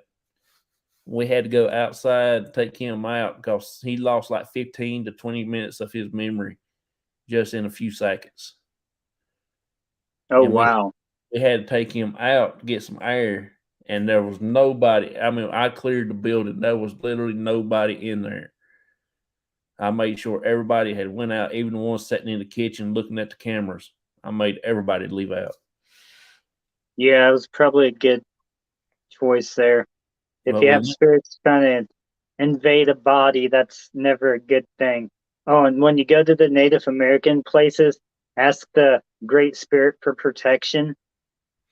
So I don't know if you prayed like before you go into graveyards or like do anything for protection. Normally they shepherd psalms. I can't remember what psalm it is, but it's called the Shepherd's Prayer. That's a pretty good one to recite before you go in like a Christian gravestone or graveyard. But Native American burial grounds, you want to ask the Great Spirit for protection and permission and stuff like that to kind of honor the Native American ancestors, since a lot of them were called their God, the Great Spirit. Yeah. So my grandma used to sit in a swivel rocking, and we had all the time after she passed, when we would be sitting in the living room, it would start rocking all the time. Oh yeah. Shaw wants to bring an offering of tobacco. Oh yeah. Yeah, that's always a good one too. I forgot. Yeah, definitely for Native Americans, the offering of tobacco is good. Yeah, I would get like the leaf tobacco if you can find it. It's probably a better option when you leave an offering. Yeah, and you can get that like the Red Man pouches or stuff. They're leaf tobacco. Yeah. And I think you can actually buy ceremonial tobacco too offline somewhere probably. Yeah. I see we used to farm back there, and I know a lot of these farmers around here, so I can go in their back barn and jerk me a couple leaves down. I take them some fresh stuff. Yeah, I take some. that's always good. Yeah, I take them some fresh. I don't know any people who farm tobacco here. So I enjoyed being here tonight. Good night to you all. I appreciate it, Stephen. Good Thank night, you. Stephen. I appreciate you coming in here, buddy. I hope your sister won't get mad at me for telling that story about the electric fence. I'm always taking orange slices and tobaccos to the Native American cemeteries and put them at the four corners as an offering. Okay. Yep. Oh Lord, I don't know why I'm so sleepy. He says night, Stevie. But yeah, it's like I said though, it's actually a good idea because I mean I do pray to go before I go in the building. I don't pray with a group. I just pray for myself, pray for my daddy and me before I get out of the truck, before we start any kind of thing. You can pray for an entire group, but it's not as effective as if the person prays for themselves. Yeah. Unless you're a shaman, then you got the ability to protect an entire group, which is draining. And actually, I've had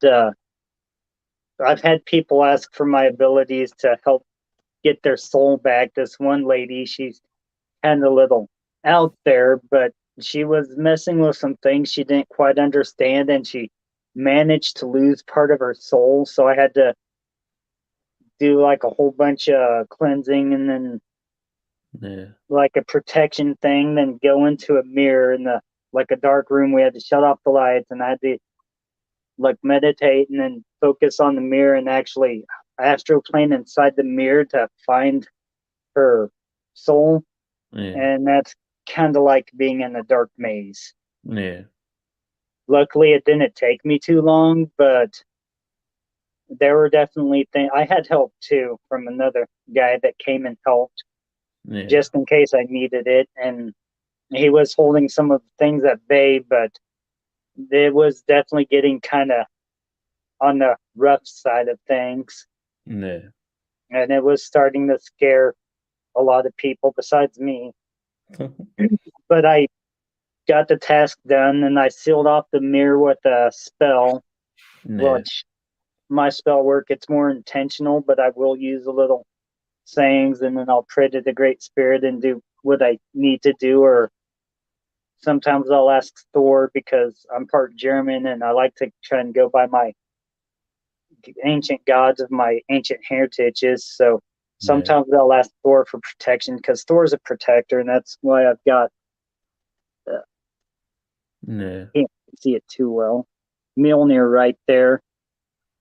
And then my red-tailed hawk, that's my spirit guide. And if things get real rough, my spirit guide will step in and do what it can to help. And then got this medicine wheel. Then I've also got a dream catcher with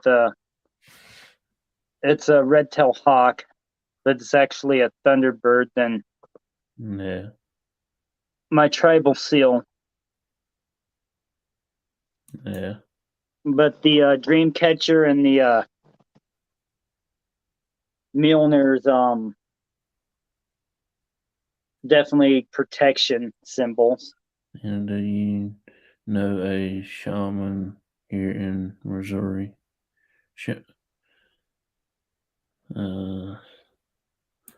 Lazy Acres said, howdy, y'all. Hey there, buddy. Hi, Lazy Acres. Appreciate you coming in. I just got done talking to Stevie. He was in here a few minutes ago. He says, hi, Lazy. Hi, Stevie Outdoor. Yeah, I think he done went to bed. He said, told everybody good night.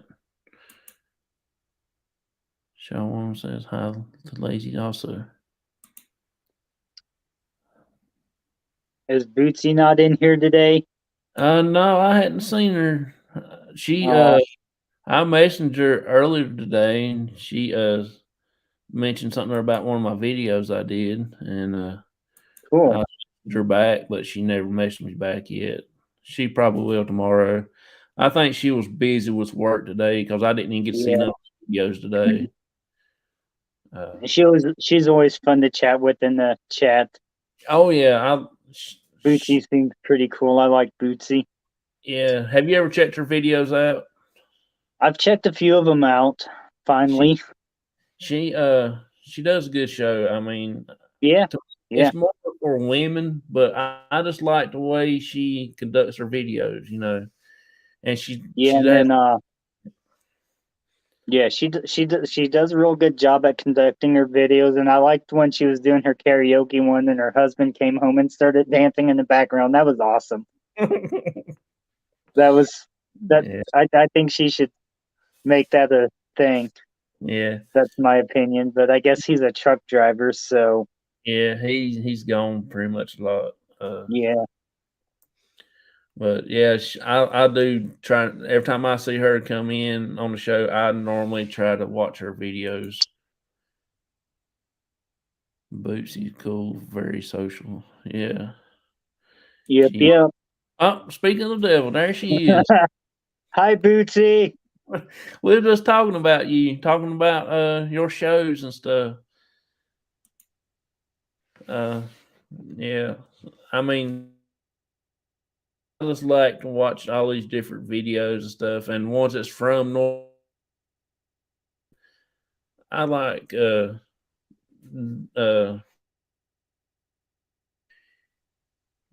get in and see all different people that's around here close to where I live. She is laughing. Oh wow. Yeah, you must have heard us talking about you. Come on, computer. Was your ears burning, Boots? Yeah, we're just actually talking about her, and next thing I know, she popped in. Yeah, that was pretty cool. Town, and then I got sick, so I haven't been on much.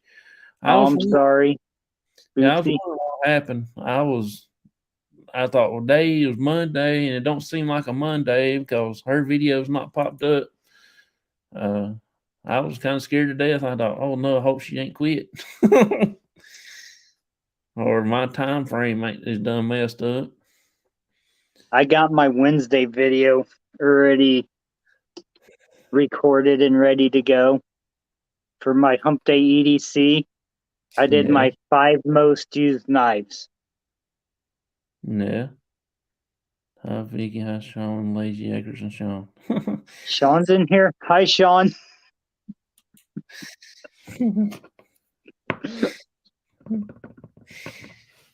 Oh, me. Yeah, we just talking about a few different things here. I didn't do the Monday video. Oh yeah, I know. I was wondering, I was worried. I thought, Lordy, I don't know what's going on. So I watched the graveyard video. The cast iron grave was cool. Yeah, I think that was interesting. I didn't see no markings, no dates on it or nothing like that. But I will be doing research on that one and a few other ones in there because I seen some old graves. I'm gonna go in there and start doing like lay a piece of paper up there and rub it with lead or something like pencil to see what's shows up. That must have been a rich family. Probably. Dude. Probably. Yeah, I believe something like that was happening. There's got to be a good story on that grave. Yeah, I think there's something other to it. I'm not sure. I'm actually going to try to do research on it. It don't have no name on it or any kind of markings, no dates or nothing like that. So that's what got me interested in it. So do you do most of your hunting at night, or do you ever do any hunting in the daytime? I do some in the day. My theory is if it's haunted at night, it's still haunted in the day. Yeah, That's my. it is. The spirits are always there. They just tend to come out. They're more nocturnal, Yeah. But they're still there. Yeah. I looked at them other two graves beside of it, and they was dated back 1800s.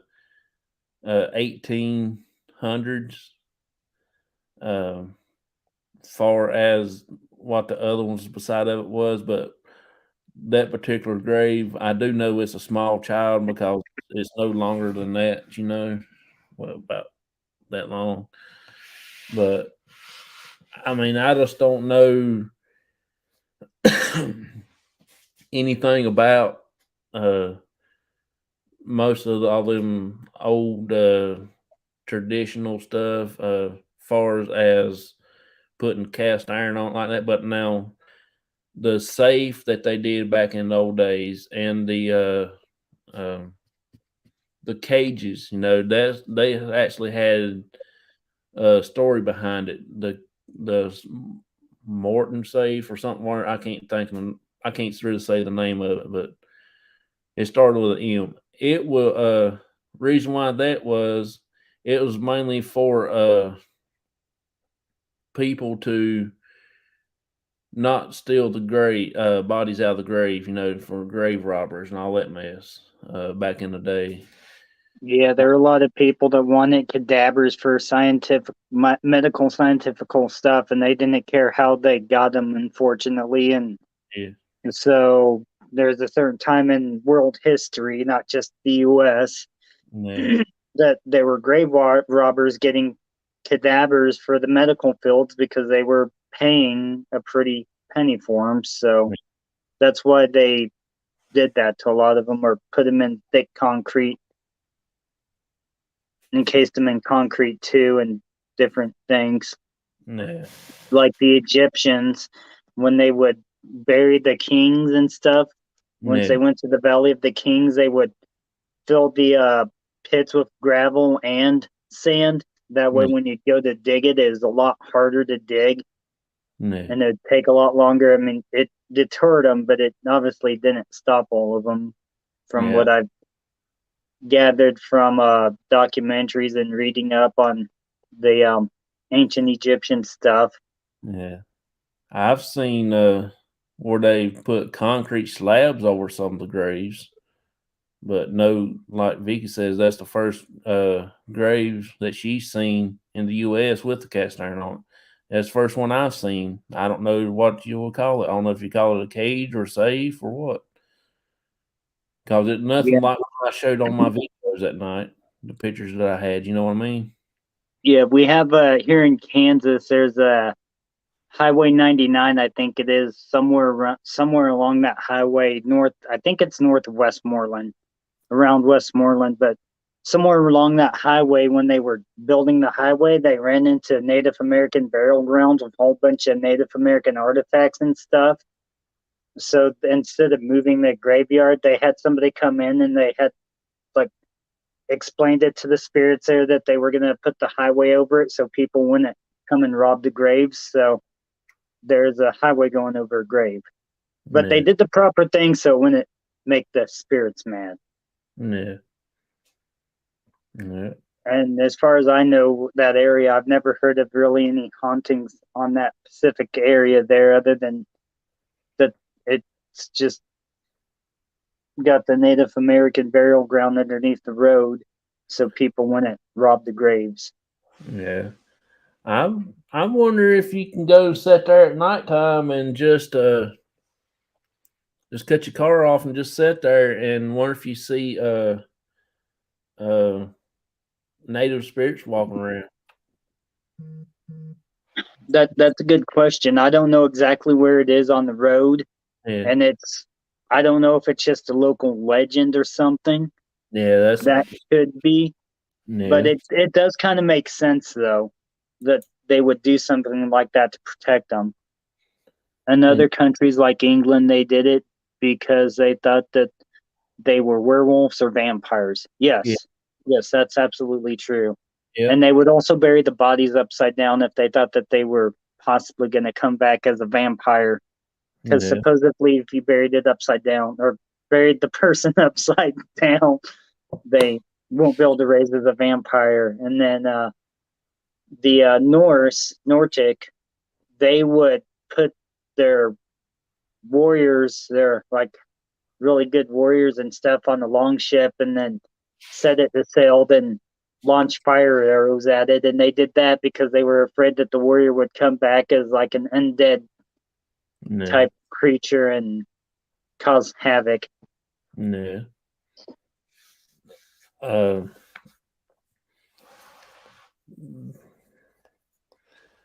always told my wife, and then when Fire passed away, I want her to bury me upside down. She said, "Why?" I said, "Because everybody can kiss my butt goodbye."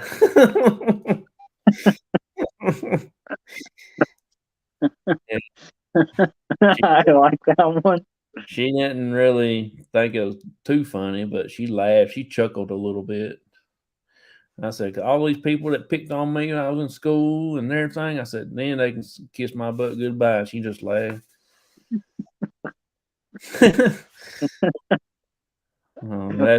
That's just an old saying that I've always said. Yeah, that's funny. I like it. I mean, it's like I said though, it's just I don't know, that grave did kind of bother me. Well, the guy, if y'all watch the video, that guy that was with us, he's my new member of the group, Rick. I mean, he's really knowledgeable. We actually got us a person that's going to start flying drone for us. Awesome. Yes, Awesome. we getting ready to get the up close from the sky down. So when we go out, we're going to use that as an intro and stuff now. So I told him we actually got a drone, but I don't fly it because I like to cut my fingers off with it one night. It was still going, and I picked it up, and the blade don't about chop my fingers in two. So I said, "Forget it." Finally, I got it cut off, stuck it back in the box, and never messed with it since. Don't you need license and stuff nowadays to fly them and film with them, though? I don't even know. One we got there's certain ones you got to have that stuff with. One we got, you got to buy an app on the phone. Well, not buy it, but download an app. I think it's more of a military grade drones that you got to do all that license with. Yeah, I'm not sure, but I think it varies state to state and even like county to county sometimes. Yeah. And so it'd be a good idea to check and make sure everything's all legal before you throw it up on social media, just so you don't get in trouble. And whoever owns a drone needs to, if they need a license, you need to say this person is doing the drone or something. Yeah. A good one to ask about that would be JJ Drones. Yeah. He could probably describe things a little bit better than what I can. Yeah. That's a little bit what I picked up from watching one of his lives with Ted. Yeah, I've watched a lot of his videos. I think around here where I live at is mainly the airport. We don't have an airport where I live at. I mean, there's one here, but it's one of the little small where you land them little bitty 2-seater airplanes. Yeah. It's probably about 20 miles away from here. I used to get up in the middle of the night where I couldn't sleep. I'll get in the truck and drive to the airport and watch the searchlight go around. Then I have to drive back home sleepy, falling asleep and nodding because that's what got me to fall asleep. Sure enough, I don't know how many times in the night times I went and done that. My Wow. dad told me one time he knew a man that was so lost, crooked, that when he passed, he didn't have to be buried. You could just turn him in. Screw him in the ground like a corkscrew. Yeah, we had a guy that lived here that drove an A model car back in the early when they first came out, the T model. They said he was so tight that he wouldn't spend no money. And back then, you get gas for 10 cents a gallon back then in them days. And he'll drive up a hill and cut his car off and coast down the hill and get enough speed, coast and get halfway up and then cut his car back on and go on up so he can save gas. Wow. Yeah. They said he had money out the wazoo buried around his houses and stuff like that, but I don't know if that's true or not, but that's just what old folks was telling. Yeah. I put my truck in neutral and coast down the hill to save gas. I've got a manual, though, so I can do that. Yeah. Yeah. I don't know how much gas it saves, but I've heard it does. I don't know. I don't do really it anyway. Yeah. I don't really see that it really saves anything because you have to crank it back up, and then when you crank it up, it's going to take extra fuel to start it. So to me, it really don't save nothing. Well, I don't turn my truck off. I just let it idle and coast in neutral. Yeah. I just keep on getting it. Time I get where I'm going, I'll be there in no time. Yep.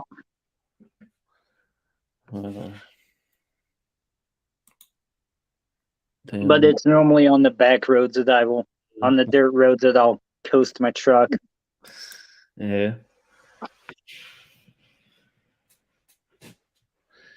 I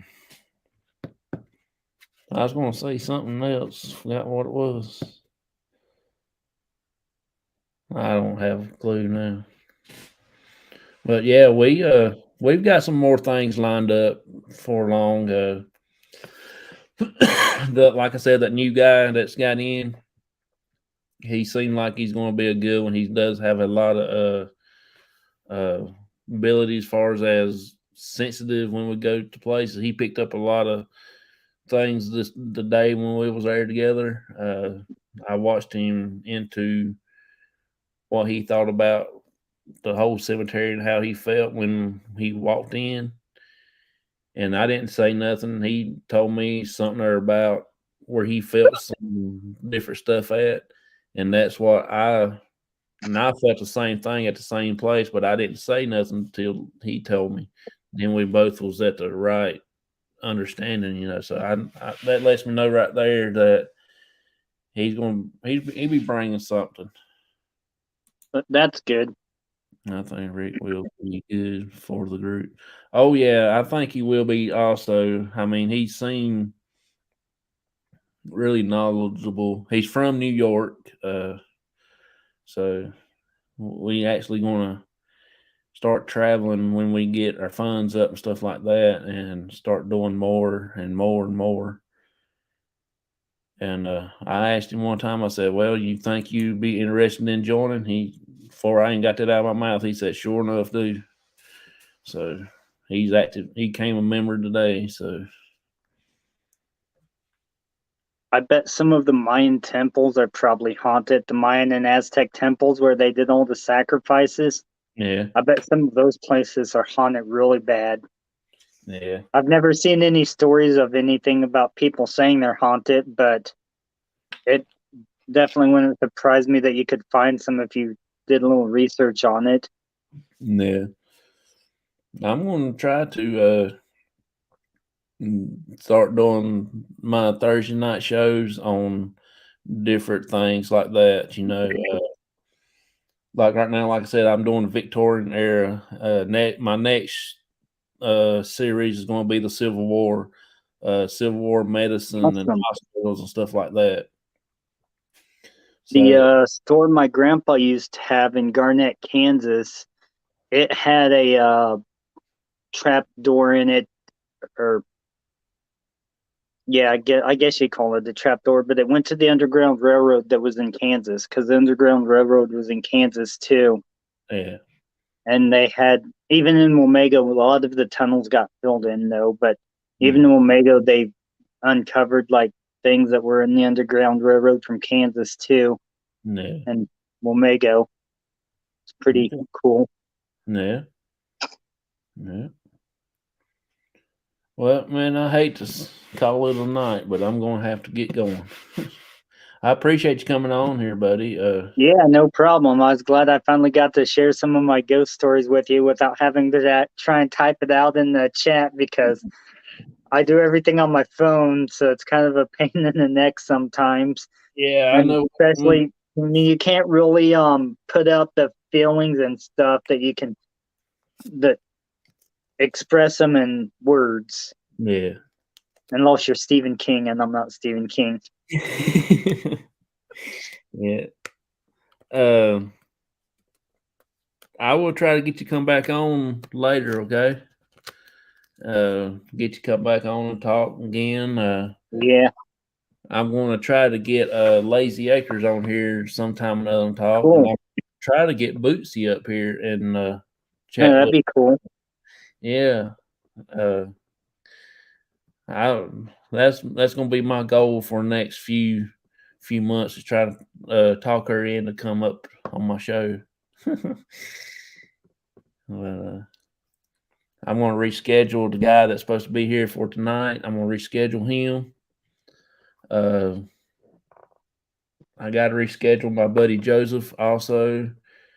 Last night, the show that it didn't, his internet was messed up. We talked today about it, and I told him, I said, man, I hope you don't think it's me cutting you in and out. I said, it's not me. He said, no. He said it's his internet went out. So was he the same guy when I was first typing out my one ghost story that got interested in it? That was on your chat one day. He's one of your friends that you know in person. Yeah, it probably was him. And he said something about it sounded like skinny or something. Yeah, I saw at the graveyard.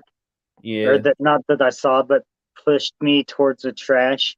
Yeah, I don't think it was a skinwalker, because I didn't feel any ill intentions or anything. And actually, when I did pick up the trash, it was uplifting and relaxing after I did that. So I don't think it was a skinwalker. No, I think it's somebody just letting you know that there's some trash there, and it knew I would pick it up. Yes, because they know that type of stuff for some reason. That's my opinion, Yeah. Bootsie gave me the thumbs up. Yeah, I'm gonna get you up here. You just wait and see. We're gonna make the show all about you. I might even just put you up on the panel and let you do your talking. I don't know if she comes back and watches the replay. She'll probably, oh no, not me! I'm running out there real quick. Yeah. I'm gonna try to get her to go out and go something with us one night. I want to get her to come to North Carolina, and we're going to hit a cemetery. The closest I've been to North Carolina is Tennessee. Yeah. I think. I'm not too far from Tennessee. I mean, I'm just below the mountains, the Appalachian Mountains. So. Oh, cool. Yeah. I went to Buffalo Mountain was the name of the mountain, one of the mountains that was there. Yeah. So it was real pretty. It takes me about probably a little over 2.5 hours to get to Pigeon Forge and around that area, Gatlinburg, Tennessee. So, You should go to Davy Crockett's birthplace one of these days. It's a pretty cool little place. Oh, I'm going to. I like these old places, the old graves, you know. I And when don't think there's any graves there. There's a cool monument there that has like rocks from every 50 state with the name of the state and where they got it at in the state. Yeah, that was awesome. I like that. I just like old history stuff, you know, because and I do like cemeteries because cemeteries got a lot more history.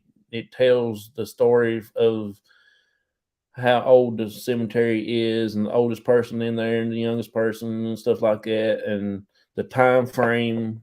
Like back then when the plague was going on, the yellow fever and all this stuff, and the goose fever, duck fever, cow fever, whatever fever they had in them days, you know. Smallpox. Yeah. Lots of things. Yeah, I mean, it's just you can get a good history feeling on that, you know. So that's what I try to do my next shows and stuff about. My next one's going to be Civil War and the medicines and the doctors, and not just only the Civil War. Back when the Civil War, the families, you know, when they had to go before the Civil War, that they had to go to the doctors and the medicines and stuff. Because I got a book right here. It's not old. This is printed in the 60s. But it's just a copy of 1902 Sears and Roebuck catalog. So I've actually got some pictures out there I'm going to start talking about. It's got some stuff back then from all the mourning stuff that they used in the Victorian era. Solid black dress for sale for $5 or something other, you know. Wow. In a hat. So it's got a lot of good information in there, and that's what I'm going to try to do some teachings out of next time around. Cool. And of course, I've got my cemetery books over there, and I got a bunch of Civil War books because, you know, like I said, that's my time frame. I'm a Civil War freak. I was born in the wrong era.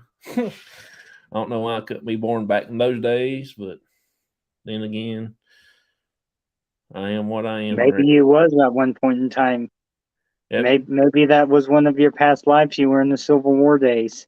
It could very well be. Because, like I've always said, I was born in the 80s, but I listened to the 50s rock, you know, Buddy Holly and all them. Know when I don't like all that head banging stuff. I'm not that into heavy metal or nothing like that. But the Buddy Holly and all them Little Richard and all that stuff, the cool stuff.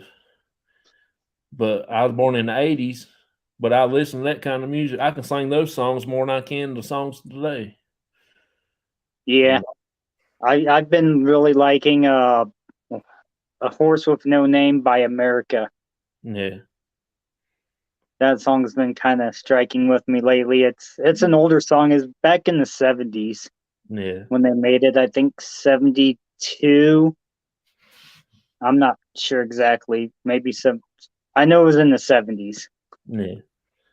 But some reason I'm a big bluegrass fan, so I'm a country boy with bluegrass. That's all my mama played when I was growing up, and that's what I listened to. And now that's what I still listen to most of the time.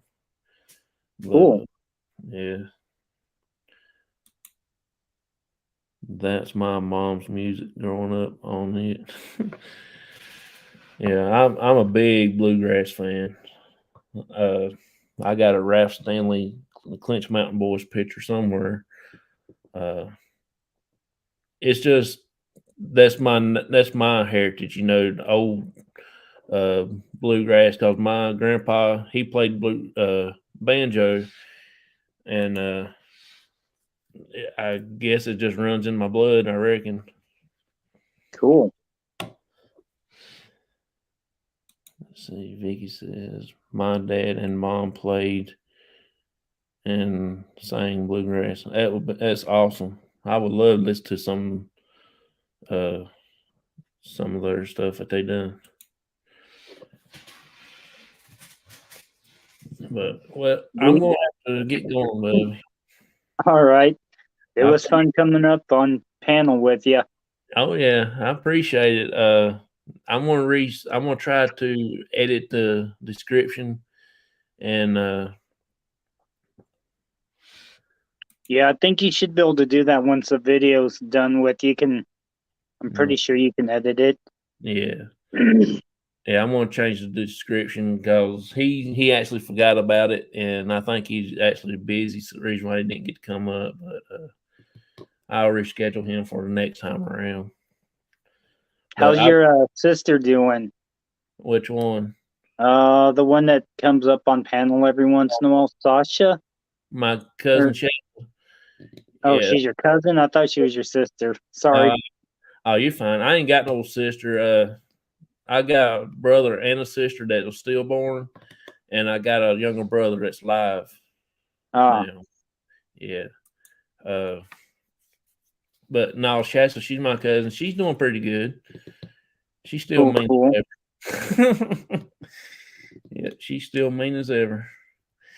But I ain't got to talk to her in the past couple weeks here. I don't know what's wrong with her though. She must not like me no more. No, she's been busy too. She's got a lot going on. She got that new grandbaby, and she probably want to be there with it and and stuff like that. She sent me a picture of it the other day, and I thought, good gracious, it's so tiny.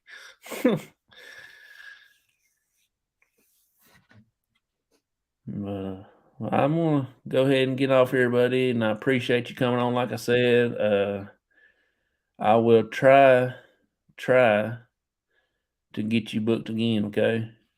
Awesome.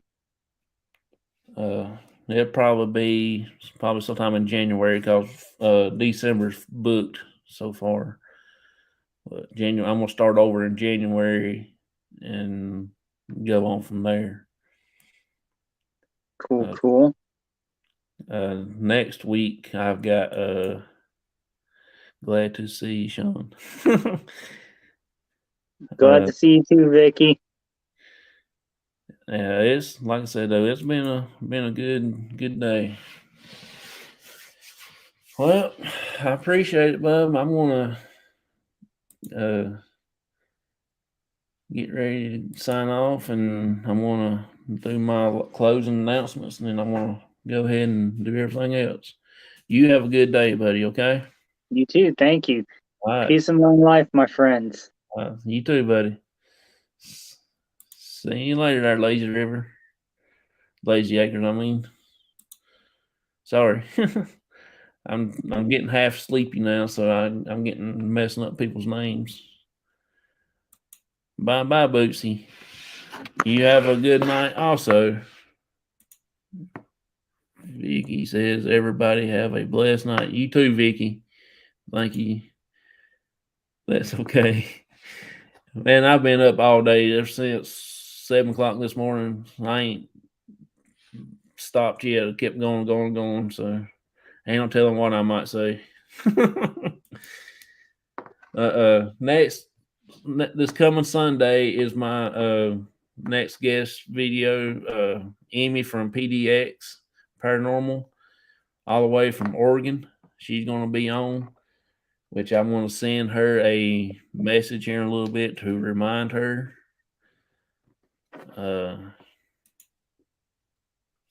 Take care, y'all.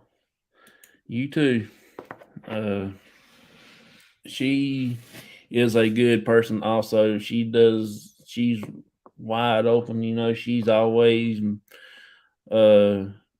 making you laugh. She do stuff to just try to make you feel better about different things. And so she's going to be on the show for next Sunday.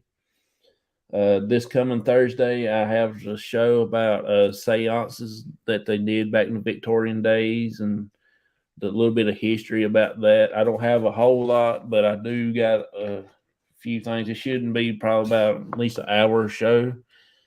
I've got a few other things up my sleeve I'm trying to do. When it gets warm outside, and me and my dad's going to try to invite a couple people to do a Victorian picnic in a cemetery. I still yet got to do some research on what kind of food that they served in a cemetery. I don't know if it's just like a sandwiches or something a little fancier than a ham sandwich or whatever. But then we're going to try to do a StreamYards and have a couple people go out to a cemetery and have their own little shindig, and we broadcast it on the show here while we're eating. We can talk and have I can have up to 6 people on here, so I can have 6 different cemetery picnics. That'd be awesome to do. Yeah. But well, I will talk to y'all later. I'll see y'all.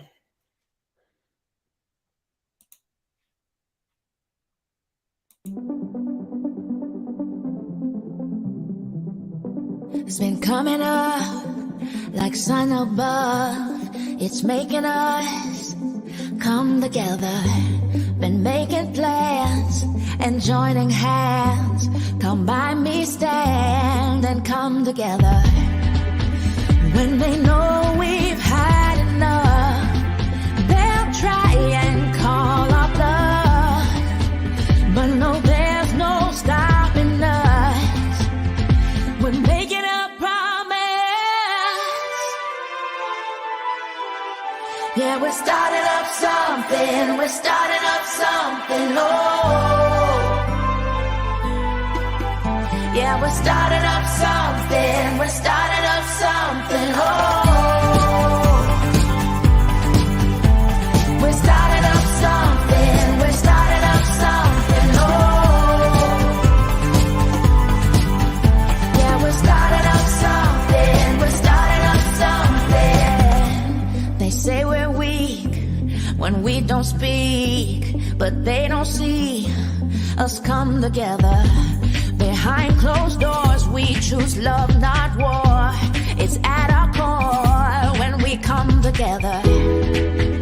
They will hear us loud and clear.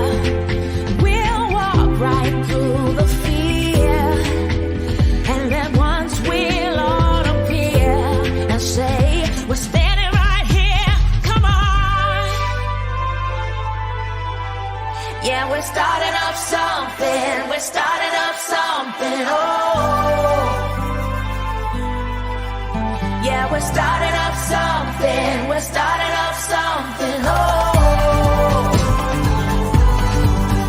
Yeah, we're starting up something. We're starting up something. Oh. Yeah, we're starting up something. We're starting up something. Oh. Yeah, we're starting up something. We're starting up something. Oh. Yeah, we're starting up something. We're starting up something. Oh. Yeah, we're starting up something.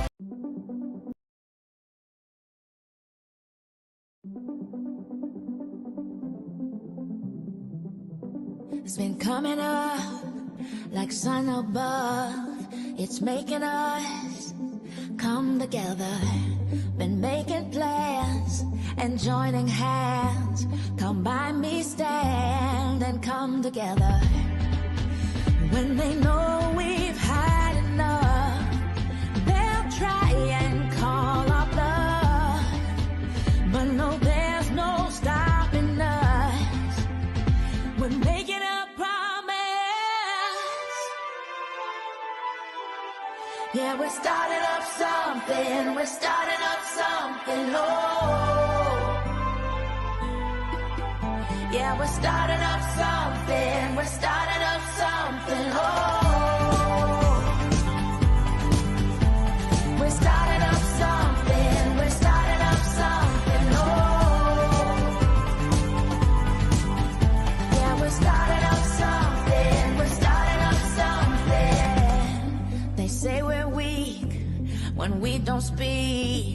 but they don't see us come together.